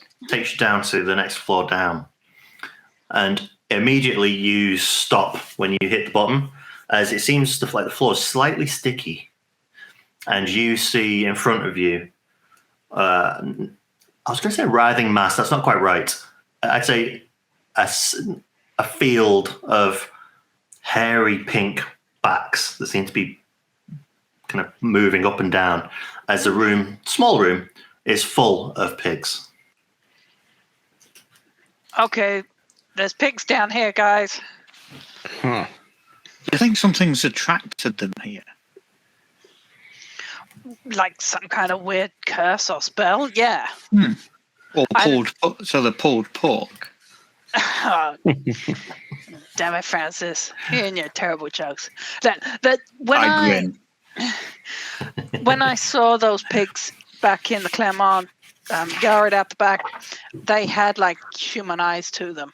I reckon there's definitely magic, some kind of magic pull here. I bet you anything, if we look into the eyes of these pigs, we're probably going to find human eyes. There's definitely something weird. I reckon some kind of sacrifice or something. I'll approach the pigs to see if I can get a look at them, see if they do have human eyes. Yeah, taking a closer look, you can see what Harry describes, and there's something uniquely different about their eyes compared to normal swine that you've seen before. Oh yeah, you're definitely right, Harry. I wonder if we call out their names, the names of the Claremont kids. I wonder if they respond. Like Sophie. Zachary. Sophie. Cedric, Cyril, Sandra. What You don't pay was the attention name to any of the everyone? guys in town, do you? Zachary. You shout out. You both shout out a couple of different names, and you do hear a couple of oinks and coming from inside the room. You see some of the pigs start to shuffle around. But more interestingly, when you shout Sophie, you hear a scream coming from the opposite side of the room and down a corridor that you can't see. Sophie, I float of course, across. was the girl that we were going to go and rescue and somehow didn't actually go to the school to get. We forgot. We totally forgot to go. No, we got so caught up in the moment. Harry was just determined. Yeah, Harry strong-armed everybody into going straight to the slaughterhouse. Yeah. After seeing the pigs. That's how come we didn't go via Sophie and the college. Oh shit! That's the sound of a screaming girl if ever I heard one. That's God damn it, Harry! I told you. We got a. I think we got a rescue situation on our hands here. With that, Harry tries to sort of not go through the pigs, but just at the other side of the pigs. Yeah, yes. The sound comes from the opposite side of the room where there's another corridor. And if you look around with your torch, You can see there's a couple of different bits of machinery and stuff, but the main room is full of pigs, and there's a couple of doors on each side as well. So, is the door on the other side, or are there any windows open on the other side? You're now below in the ground. direction. Pardon? You're below ground. You've gone a floor down. No, I know that. But we heard Sophie. Well, we heard A scream, which I presume is on the other side of the pigs. Maybe there's some doors or something there. Yep. I'm wondering if there's any glass or anything like that. It's kind of like an open open door, so there's no actual physical door. There's just a bunch of pigs in the way. It's like a doorway. Yeah. Yeah. Francis, can I throw you? Be quicker. You don't need to throw me. However, It'll be quicker. I've got an idea. Go on. Can I throw you anyway? Francis's ideas are usually quite clever. Sure. I'm going to attack the closest pig and hopefully get them to basically corral them so that there's a way out. So move them all to one side of the room. I can attack. I mean, it's only a 1 point attack when I do it. But again, it's a magical attack, so that's weird, isn't it? Yes. Yeah. Am I just rolling weird? Yep. Roll plus weird. Yep. Corked. Okay. 11. 11. That's a full success. So, have we done attacking with magic before? So, generally, when you attack, you kick some ass, but using magic is slightly different, I think. What I'm trying to attempt.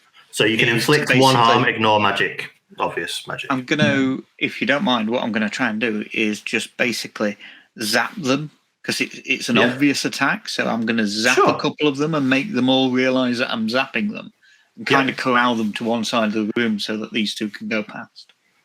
Sure, I like it. So yeah, you zap the first couple and kind of like little chain reaction between the first few. And it's like, and they all kind of like give a little kick and a buck. And then they kind of turn around and start to push themselves onto one side of the wall, leaving a bit of a walkway in between the two groups. I guess what you've done, I'm just looking through the possible effects, is effectively what you've done is you've barred a place or portal to a specific person or type of creature, and you've barred the pigs from the specific bit of floor that we want to walk on. It could also be read that way. Which is pretty cool. It's like, oh, Francis, you're no fun. This is another zap that flies out at another pig that decided it was going to brave it. Yeah, so do you go through the gap that you just made to the opposite side? Yeah, cool. So you quickly rush through this gap that's just been made because you know it's not going to last forever. And you quickly across you go to the other corridor. And you kind of turn around to see the I keep want to say sea of pigs. It's not that many pigs. This group of pigs kind of like the gap closes back up again as you kind of made your way through. And it's at that point your light catches a figure stood at the stairwell, and you see him pull a lever, and a gate comes down, blocks the stairway from you, and he turns and walks up the stairs. So he's just walked up the stairs that we've come down? Mm-hmm. Okay. He's blocked the gate. Yeah. He's locked the gate it, so we can't get back up the stairs. Yeah. Can we get the gate right in front of us, or is it? Opposite side of the pigs again. Other side of the room. Okay, yeah, sorry. yeah. So we're literally where you just came from. Yeah. Yeah. Son of a... Okay. I'm going for the girl. Sweet. Yeah, How'd you find her? go. Yeah. Pardon? You're gonna call out her name and try and get her to scream exactly. it, yeah? Sweet. Yeah. You shout out her name, Sophie! and again you hear the so mouth's obviously blocked by something. You don't get Does you get a anyone muffled speak? scream. Sounds like she might be gagged. Quick, get this get the light round. Let's have a good look in this room. Let's see what's here. Can we see her? You're in a corridor, but you know the audio seems to have come from the opposite end of the corridor. From the far end, Yeah, so from I'm the just going far to end. hightail it. Yeah. Julian goes first, runs with the light ahead. Harry afterwards, and presumably Francis bobbing on the back, because you can only move at a walking state. And if there's a door at the end of the corridor, for example, I'm just going to shoulder barge it. Cool. Well, there isn't. You don't have to worry about that. I will shoulder barge the wall, damn it. Yeah. You shoulder barge a gate out the way and just clatters down onto the floor. One of those like little wire gates that you could close off with a one of those gates that you use to stop kids from going like up the a safety rail. Yeah. When you said that there was a gate pulled across the stairs at the other end, it was actually only 2 foot tall. It's just a baby gate, yeah. But yeah, you emerge in another opening, a room of a similar size that you were in upstairs.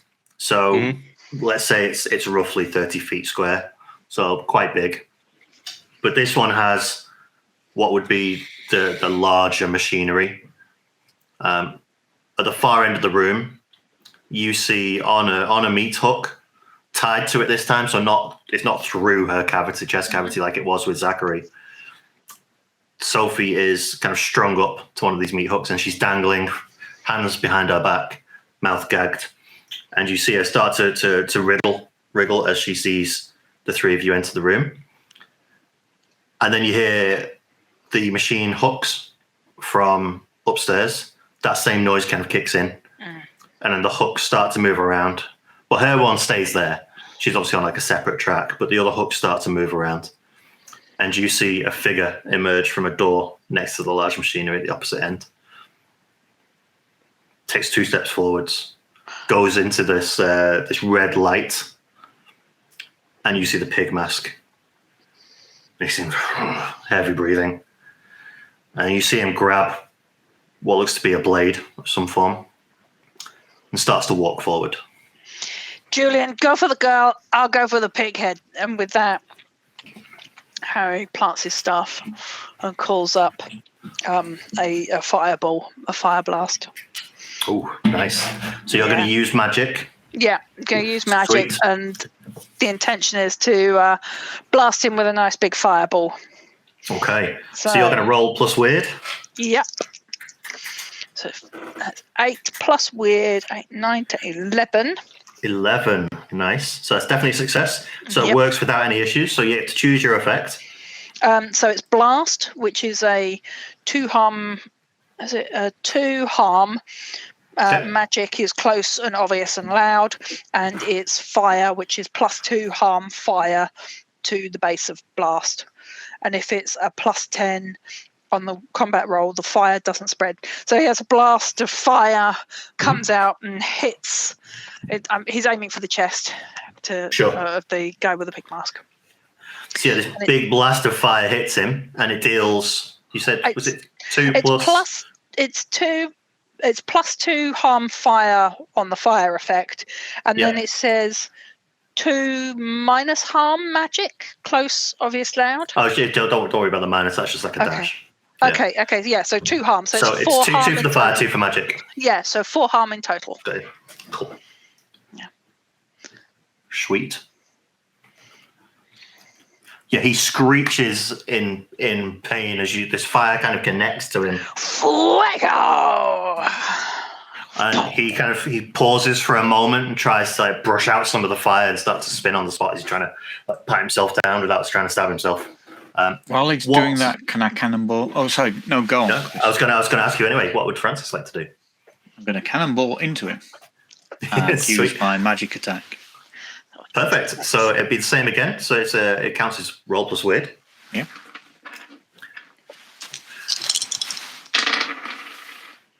Ooh. 8. An 8. So it's still a success, but it's an imperfect success. So does it count as technically used magic because you are magical attacks? Yeah, it wasn't like it was. How can I put it? Basically, I can float towards him. Mm-hmm. There's no actual physical damage, but there's like an explosion of magic. Got you.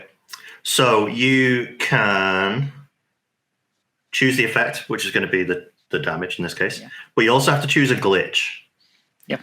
So Okay. the effect is weakened. The effect is short duration. You take 1 harm, ignore armor. The magic draws immediate unwelcome attention, which is probably most realistic. Yes. And it has problematic side effects, which is also quite nice. Okay. So I'll let you decide, though. How about I do that and it catches hold of me? Nice. So would you when you attack go straight through him? That's kind of how you described it, right? So you just like charge through his chest, and as you charge through the chest, you kind of come out with like a little green and orange fireball out the back of his body, and he turns and he grasps, and then he gets ready to kind of like smash you on the floor or do something as you see the arm raise. Julian, what do you do?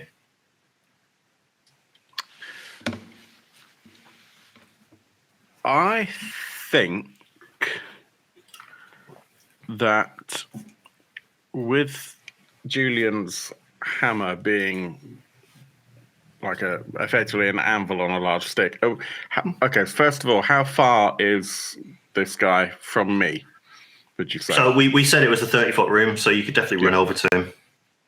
Well, what you I'm can reach actually everything in the room. doing rather than running over to him is before I start running, I have this mental image of basically the Olympian hammer throw. Okay. So I think I'm just literally going to grab the tail end of the hammer and start spinning around in a circle.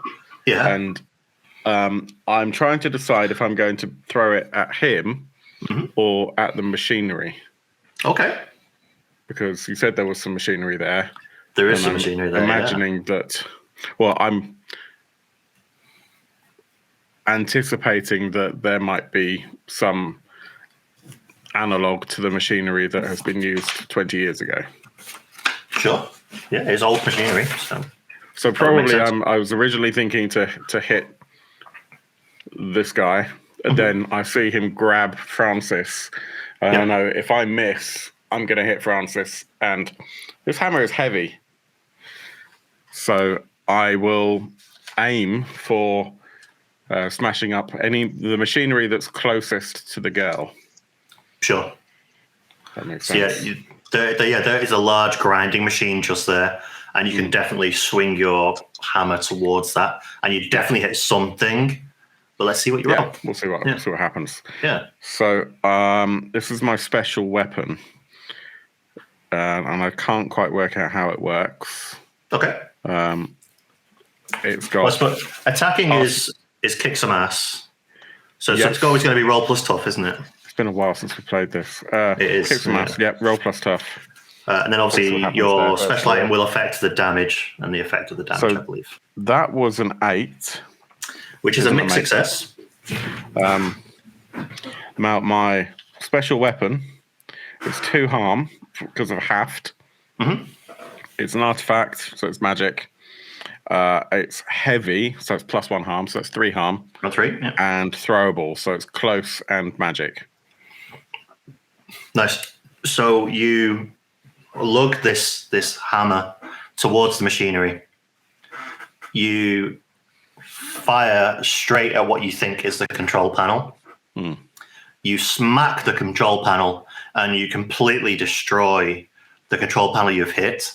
But in doing so, it's started off a different machine, not the one you were looking at. And from the side, you see a series of 3 saws just swing down, and they come towards you. Okay. I'm going to do my very best to act under pressure, I guess. I'm going to try and move out of the way. This is the catch of you doing some kick some ass, because you didn't get a full success. We inflict harm on each other. Oh, nice. Yeah. So this machinery kind of swings down, and luckily for you, as it does, the saws go over your head, and you're smacked with the solid butt of the kind of mechanical gubbins of the machine, and it smacks you and throws you off to the side of the room. You would take 3 harm. Son of a... Alrighty. Anyone know? Don't forget you've got your luck. You can always spend your luck if you want to negate any harm. I probably should. It's up to you. Is it one luck does that per work? Is it one negating for one one? harm? No, it would negate all the damage. Oh, I'll absolutely do that then. So Yeah. I'm spending one of my 4 luck. And I will use this point as a reminder. When you get down to 0 luck, you are doomed, and I am pretty much going to kill you. You are lucky. Yeah. So yeah, you've got basically four chances here. But yeah, you are thrown like 10 feet along the floor as these saws kind of go back up into the ceiling. Yeah. Obviously, the middle of the room has this massive machinery that you hadn't noticed before. No, I probably. Dangling I above. then look down and realise that there's like a metal channel, like 2 metal strips that go down the middle of the room, and then like a gully that the saws could go down. And I'm just like, why didn't I spot that earlier?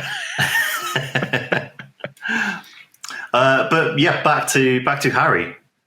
What will Harry do now? The creature has grabbed Francis, is currently holding him, but hasn't decided what to do with him yet. He knocks off a sort of force spell, so he's going to attempt to cast force, which or wind, however you want to call it, to knock Francis from his hand in such a way that it doesn't particularly hurt Francis, but maybe wrenches this thing's arm back the wrong way. Okay. So again, it's combat magic, so it's weird. It's 7, 8, 9, 10. So it's a 10 in total. And with force, so it's still blast as the base. So it's like a messy, showy thing. So that's 2 harm plus force, which is 1 harm forceful. Or 1 armor to a wall. No, so it's 1. Yeah, so it's 3 harm in total, and he's going for the effect of snapping his arm back to get him to release Francis. I'm just trying to look up combat magic because I have a feeling it probably works like act under pressure. Yep. Sometimes the situation may require you to act under pressure to cast your spell. Do you need a separate act under pressure roll? No, I think it just take that effect. So what did you roll? Sorry? It was a success, but was it a mixed success or a full success? 10. Full success, fine. Yeah. It's not necessarily a problem yet. So yeah, you blast this force towards this creature, and he immediately gets spun around, lets go of Francis, and the fire dissipates around his body. The effect of that wind that puts out the fire, but it spins him around for a moment, slightly confusing him as Francis is freed from the grasp of this creature. What would Francis like to do? Yeah, take that, Frankenswine. What Francis will do is, basically, he's going to try and rip off the mask.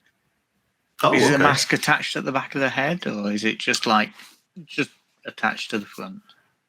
I think we'll go with your first suggestion. It's attached at the back of the head, and you can see as he kind of spins around, you see some string attached to the back of the head. It's keeping it together. So that's basically flying in close, biting one of the strings, and pulling.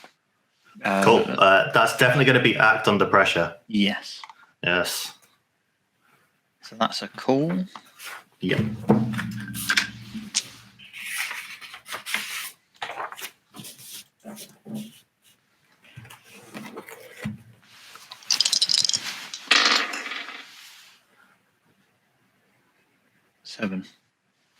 Seven.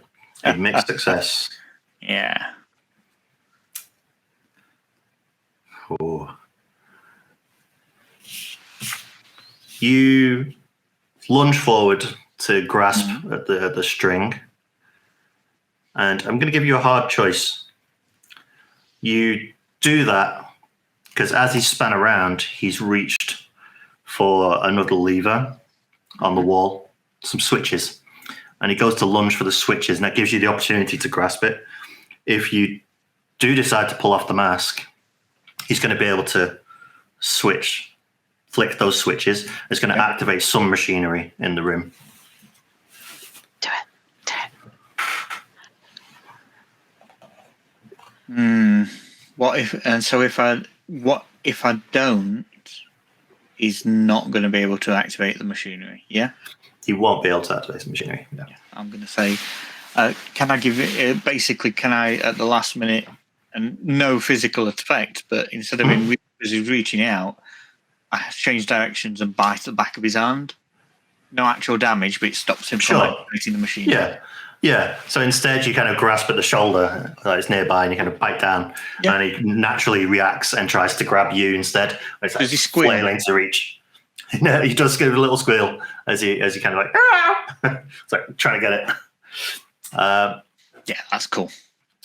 At this point, the hooks on the ceiling have been going for a while, and probably Julian, considering you're kind of on your back looking up at the gap that was there and you completely missed, you kind of look around to make sure that nothing else is awry, and you see from the room above the hooks come down, and two more figures attached to hooks are kind of making their way slowly around the room. And it appears to be Archie and whatever her name was, Penelope, Clement. And they're making their way slowly, just out of reach. They're quite high up. They seem to be going to that big machine in the back of the room. We need to grab her. What do you, Julian? Yeah, you're on the floor. What would you like to do? First of all, I'm just going to retcon a little bit. I'm going to give the keeper something to think about. Okay. So, chosen special. When you spend a point of luck, the keeper will bring your fate into play. Okay. And we didn't discuss my fate. No, we didn't. I've just spent the last few minutes thinking about what that could be, because I can't remember what I had originally written for this character. I think that, so the fate is related to I'm here for a reason, I think.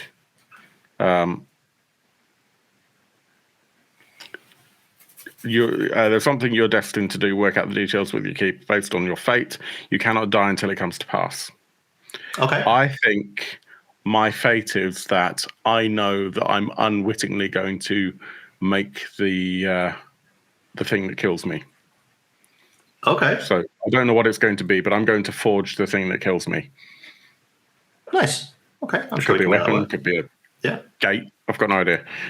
Anyway, so yeah, that's something to think on. So that will come into play at some point if you get around to it. Yes. But I'm going to try and.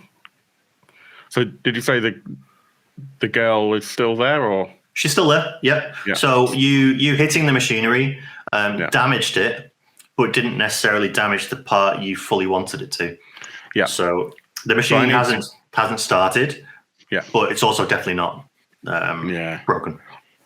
I'm going to run to grab the hammer, and then if I have the time, I'm going to try and just lift the hammer up, and I want to try and hit whatever the connection is that's holding the hook that she's tied to onto the rail. Yeah. So she's kind of like some rails, so you could potentially like knock her down the rails or something like that. I kind of want to break the the bond that like attaches the hook to the rail, if that makes sense.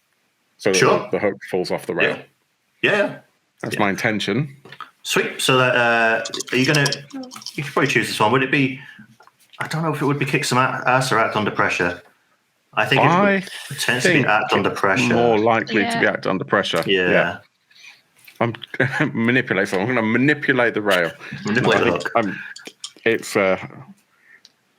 the die rolls the same in terms of like my modifiers. Cool. Yeah, it's roll plus cool for act under pressure. That's a 13. 13. So on a 12 plus, you may choose to either do what you wanted and something extra, or do what you wanted to the absolute perfection.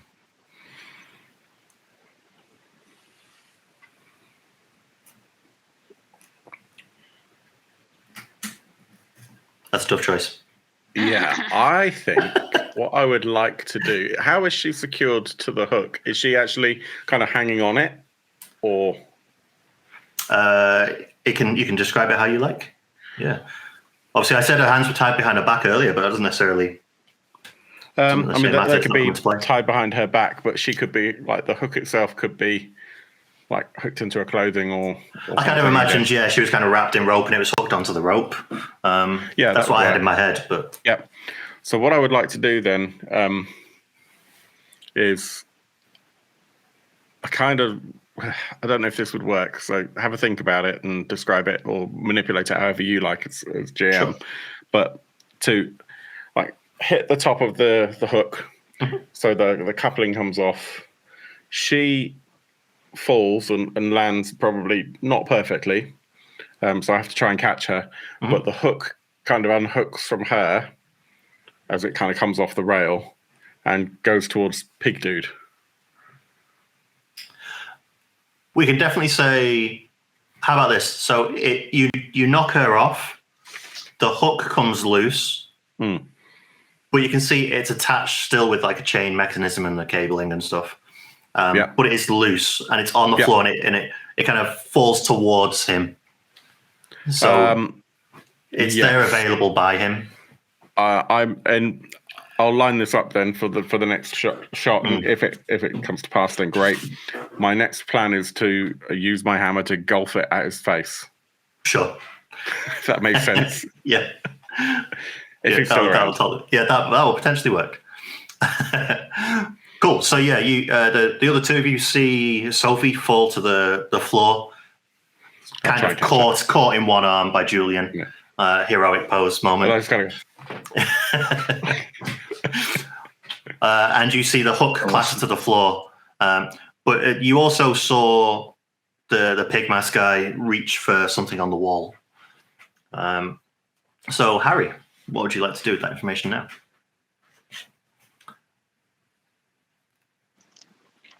Harry, seeing the pig mask guy reach for something on the wall,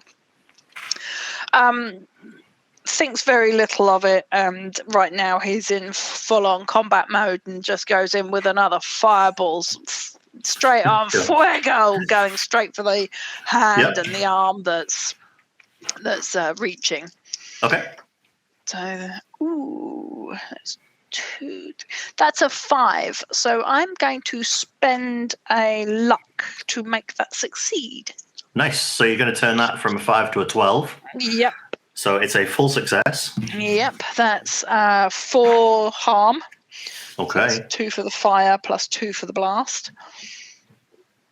And he stands there and goes, fuego! And again, a huge fireball comes out and goes straight for the hand. And has he got sleeves on? He would have had sleeves on, yeah. Yeah. So that's he's on fire.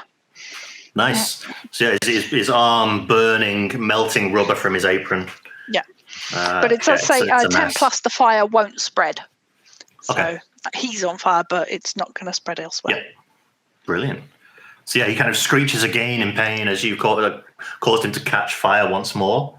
But we're over to Francis, who has just been biting him on the shoulder. You're thrown back a little bit as he's caught fire on the arm. So you're now free from what you went for. Going to try the same again. Okay. I'm going to try and basically pull this mask off if I can. Sure. Yeah. So I'm wondering if it's the actual mask or if it's the actual person or if there's actually a person underneath. I don't know, and I would like to find out. Yeah. Nice.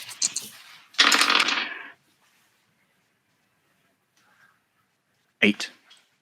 8. That's a partial success.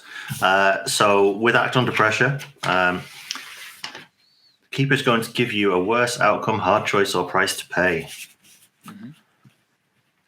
Oh, that's...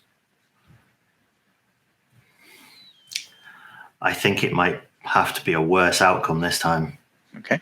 As you go and bite down on the string and you pull back. And as you do so, the string starts to come loose and unravel. And he turns as the mask kind of drops down.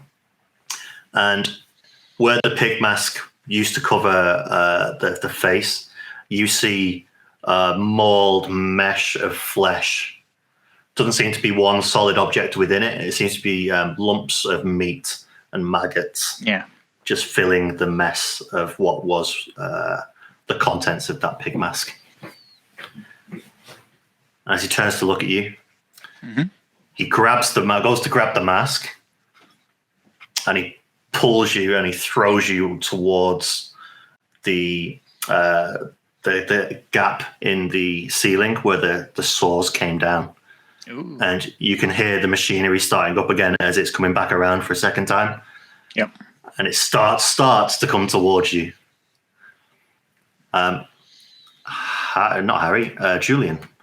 What do you do now? So you were going to smack the hook?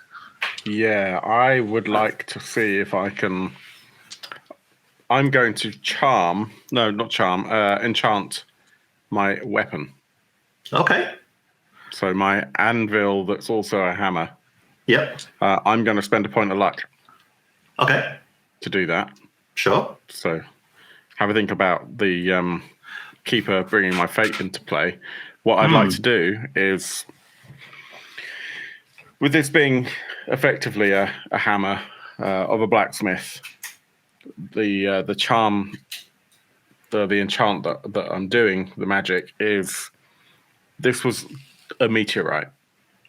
And you can imagine that it kind of came down through the atmosphere and glowed white hot. And it's that very essence of otherworldly kind of white hot metal that I'm bringing into it, so that the entire anvil head of this hammer just glows with that searing, pure white light, which will give me a whole +1 harm. And plus magic, but I don't quite know what the plus magic really means. I would have to figure that out as well, to be fair.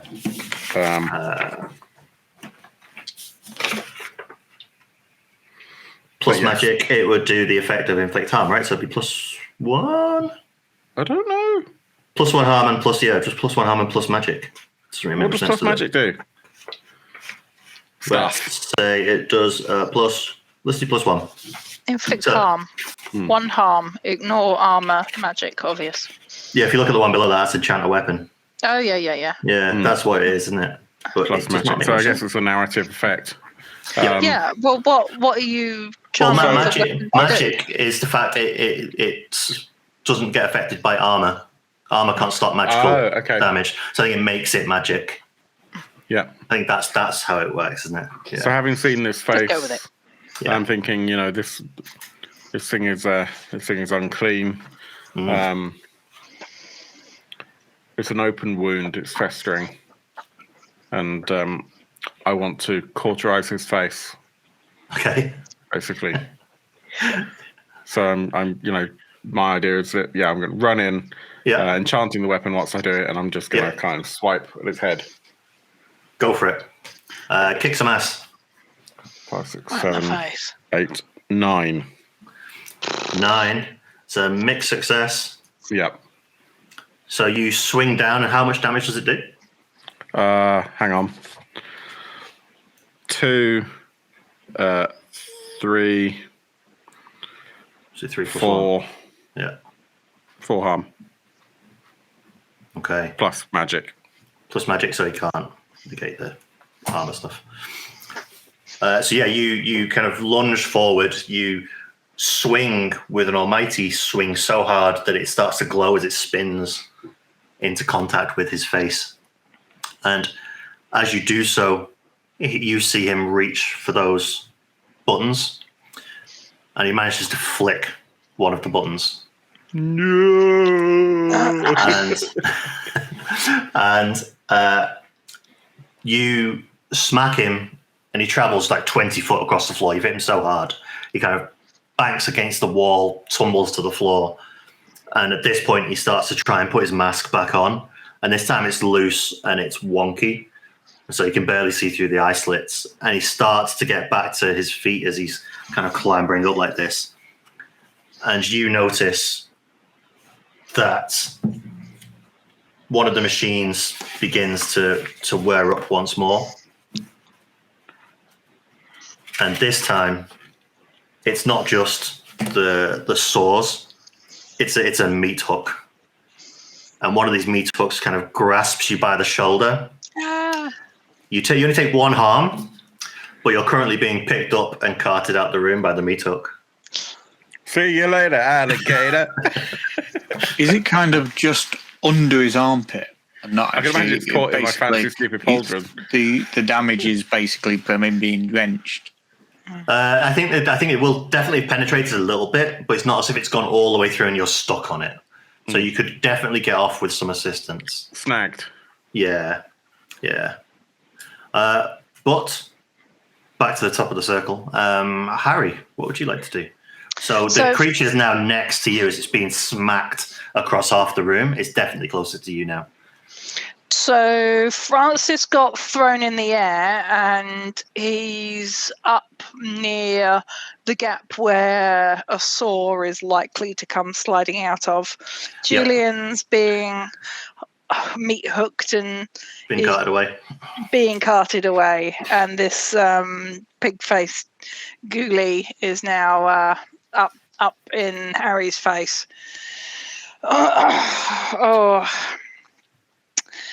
Can I? So the idea is flick some force magic at Francis to try and get him out the way of the saw that is inevitably going to come sliding down out of that ceiling, and at the same time sort of tumble roll to try and catch Francis. So almost like force flick him out the air, roll, catch him, which then would also put him slightly further away from this, from the gnarly.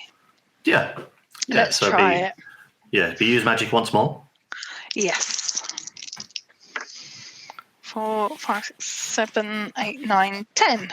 Damn, these are good dice. Full success again. Yeah. That totally works as expected. Cool. So you cast in a little flick of force. And then it somehow reverses, pulls him back down. Yeah. Out the way. And as it does so, you pull him down, and the saw's kind of just in time. You kind of pulled him lower to the floor and kind of drag him over towards you. Yeah. Trying to sort of dodge out of the way of this dude. Well, yeah, sort of try and catch Francis as I'm pulling him down. Oh, yeah, sorry. You totally catch him as you kind of like pull him towards you at the same time. So you totally catch him, grasp him. Yeah. And you can easily grasp with that full success. That's not a problem at all. I got you, buddy. You know, I've always got your back if you have one. It's definitely a demon. Why don't you cast this bugger back to hell? I think so too. So yes, it would be Francis' turn now as you shout that towards Harry. What would Francis like to do? Okay, can I get basically, can I get Harry to throw me at Julian? Yeah. I don't think that would take a roll per se. I think you could definitely throw him because as he's kind of like drifting around the room, he zigzags, then starts to come back towards you. To get it gets a little bit closer as you kind of throw him up about 8 feet. Not far at all. So yeah, do you need me to roll for it? No. What's your intention? My intention. Go on. Sorry. My intention is basically lay on hands. Great. Yeah, give it a go. Yeah. Does that naturally happen, or is that a roll? I can't remember. It is a roll. It's a cool roll. It's Sweet. on the divine. Got a bite. Lay on teeth. Yeah. Lay on teeth. Yes. Yeah. Yes. I heal you by biting you. Okay. So it's a cool roll. Sure.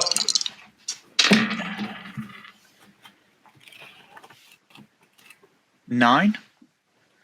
That's a mixed success. So it still succeeds. I can heal harm or illness, but I take it myself. So yeah, you'll have to take the damage yourself. Yeah.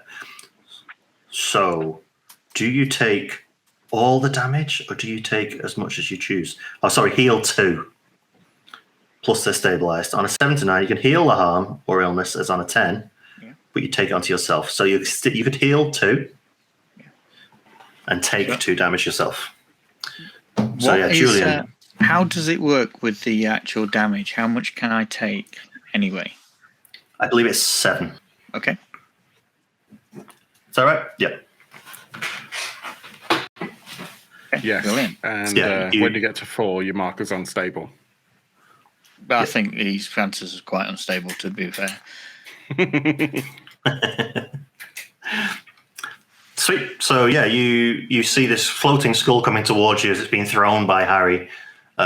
You manage to try and grab it, Julian, but it just latches onto your kind of arm as you do try and grab it. And all of a sudden you feel no pain from the bite. Instead, you feel slightly healthier.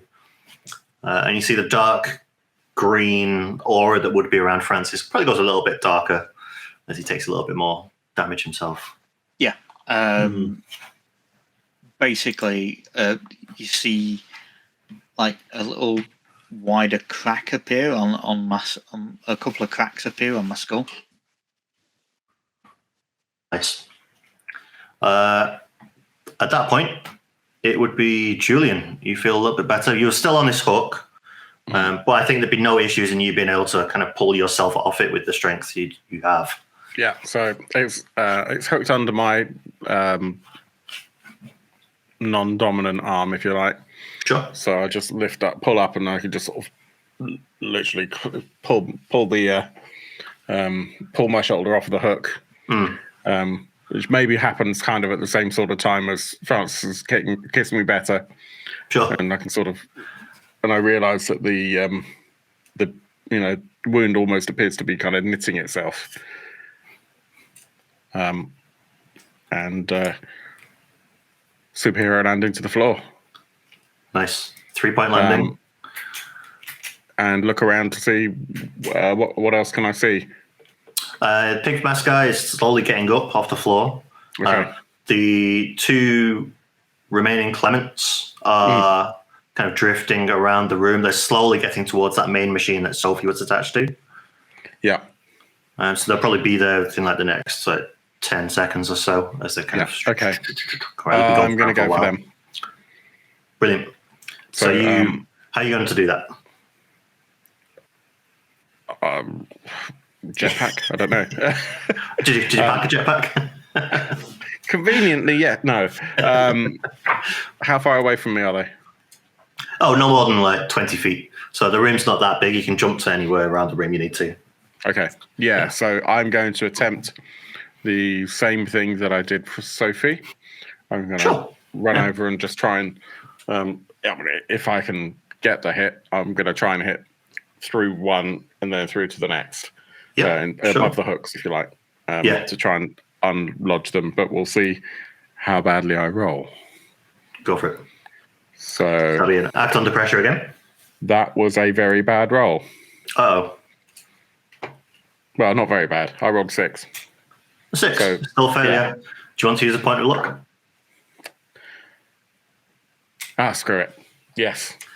So that leaves you with 1, right? So that leaves me with 1 point. Okay. And I'll remind you of my chosen special. It's tricky how to fit that in. Oh, I know. in a room like of stuff that you haven't made. Brilliant. So yeah, you choose either do what you wanted, something extra, or you can do what you wanted perfectly. I assume you want to do it perfectly, but I want to do it perfectly. I want to basically smash through, because this weapon is still enchanted. Sure. I smash through, melt through. Yeah. The kind of the I can imagine it's kind of a hook like that. Yeah. Like so it's swinging. Yeah. So there's like a couple of rings, one that's mounted on the rail and another that's at the top of the hook. Mm-hmm. And I just want to basically melt through that kind of joint. And as a result of that, the 2 Clements basically fall to the floor. Mm. The hooks are kind of half intact, still hooked into whatever the harness is that's on them. But they just sort of land, kind of stumble a little bit, but land on their feet. Yeah. Almost like they've just sort of vertically dropped. Sure. And I'll just say, Sophie's over there. They turn to look at Sophie and they run over to her and they kind of grasp each other in like a three-way hug. But the creature on the opposite side of the room at this point notices the three of them together and begins to get to its feet. And you see it look over towards them as it kind of straightens up its mask a little bit. And it starts to walk towards them. Harry, what do you do? Harry is going to attempt to banish a spirit or curse from a person, object, or place it inhabits. Okay. So he plants his feet, grasps his staff, and a little ripple of power goes up and down it. And he gestures, and again in his sort of slightly weird, made-up Latin and whatnot, he goes, Banisce, Olev, O Fofole, Banisce, Umfe, Osohome, and attempts to feel whatever it is that's clearly possessing this pig-faced being and banish it from the realm.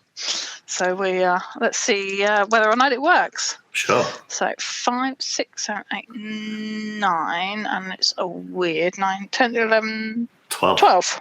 Yeah. Whoa, full success. And you get an added benefit. Hey.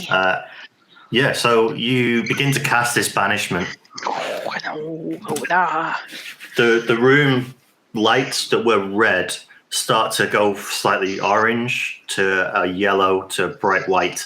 And as they flicker, this bright white light starts to spark out of all the different electrical lights on the ceiling. And all of a sudden, the lights burst. And the body is suddenly disappeared. And you see, to fall to the floor, the pig mask. The three Clements at the corner of the room, where they were hugging each other, they seemed to hold each other even tighter at this point as they were fearing that a creature was about to get them. And you can see a sigh of relief on their faces as they kind of calm down and just begin to sob. And the lights go from that red emergency light to a faint white as they come back up. And the lights, where they weren't working before, where you'd switched them on, they are now fully on. The whole floor is illuminated. And the room goes quiet as the machinery stops.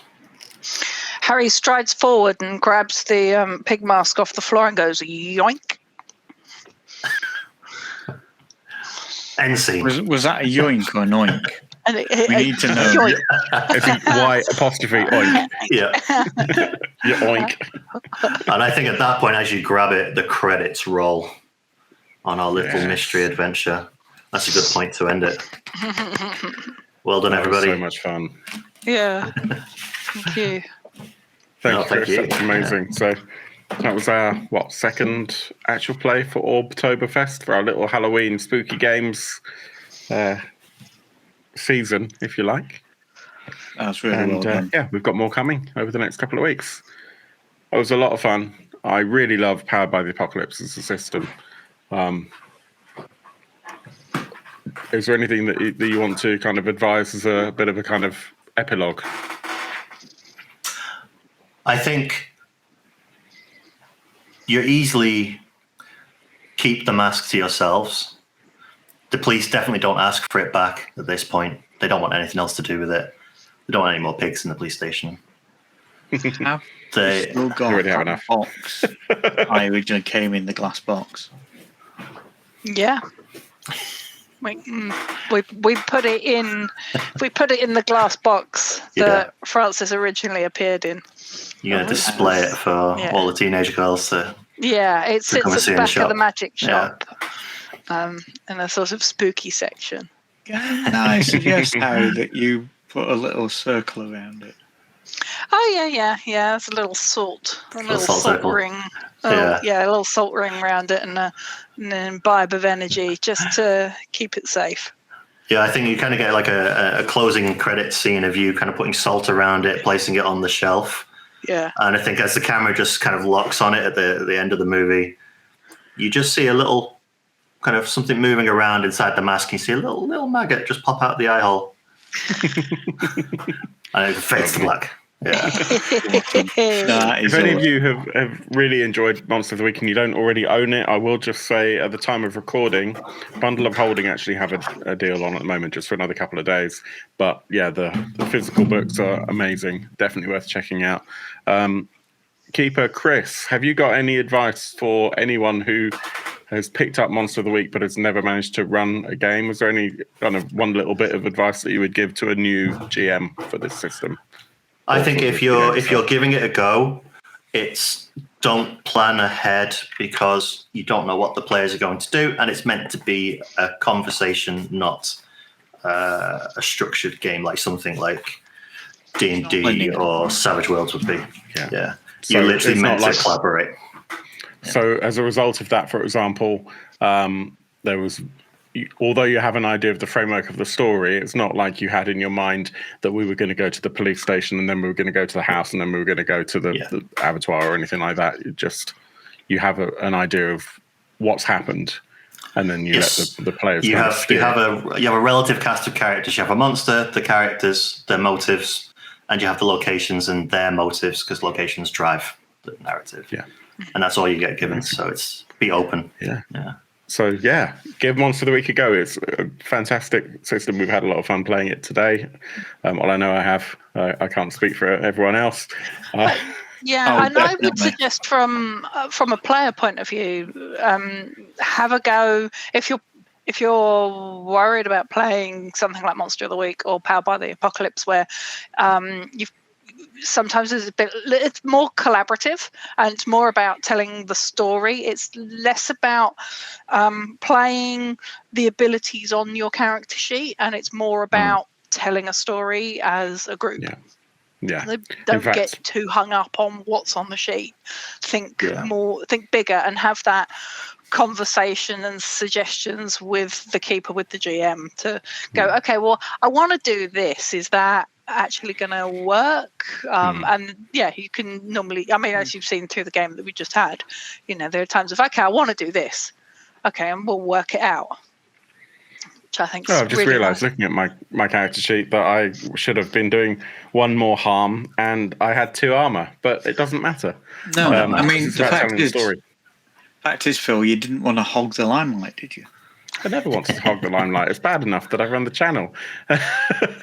But so I completely agree, and I also think that when you have a group of players in Powered by the Apocalypse, playing as a player in a Powered by the Apocalypse game makes you a better GM, because as a player, you're equally responsible for not only kind of discussing what's happening with your character, but actually contributing to the setting, to the world, and the way that the GM is encouraged to ask questions and then use the answer of those questions to create the place that you're playing in. And this is not unique to Monster of the Week. It's actually kind of inherent in the system.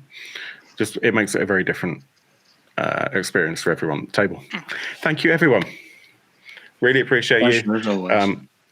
If you'd like to come and talk to us, come and talk to us on Discord.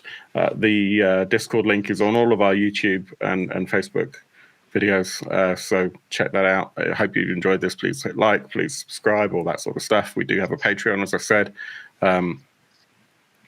and we'll be back very soon. So in the meantime, thank you for joining us for Orbtoberfest. It's been great fun, and we'll be back very soon with the next one. And until then, I hope your dice rolls are way better than mine. They've been not great today. Take care, everyone, and thank you to Erin, Jay, and Chris. Ciao.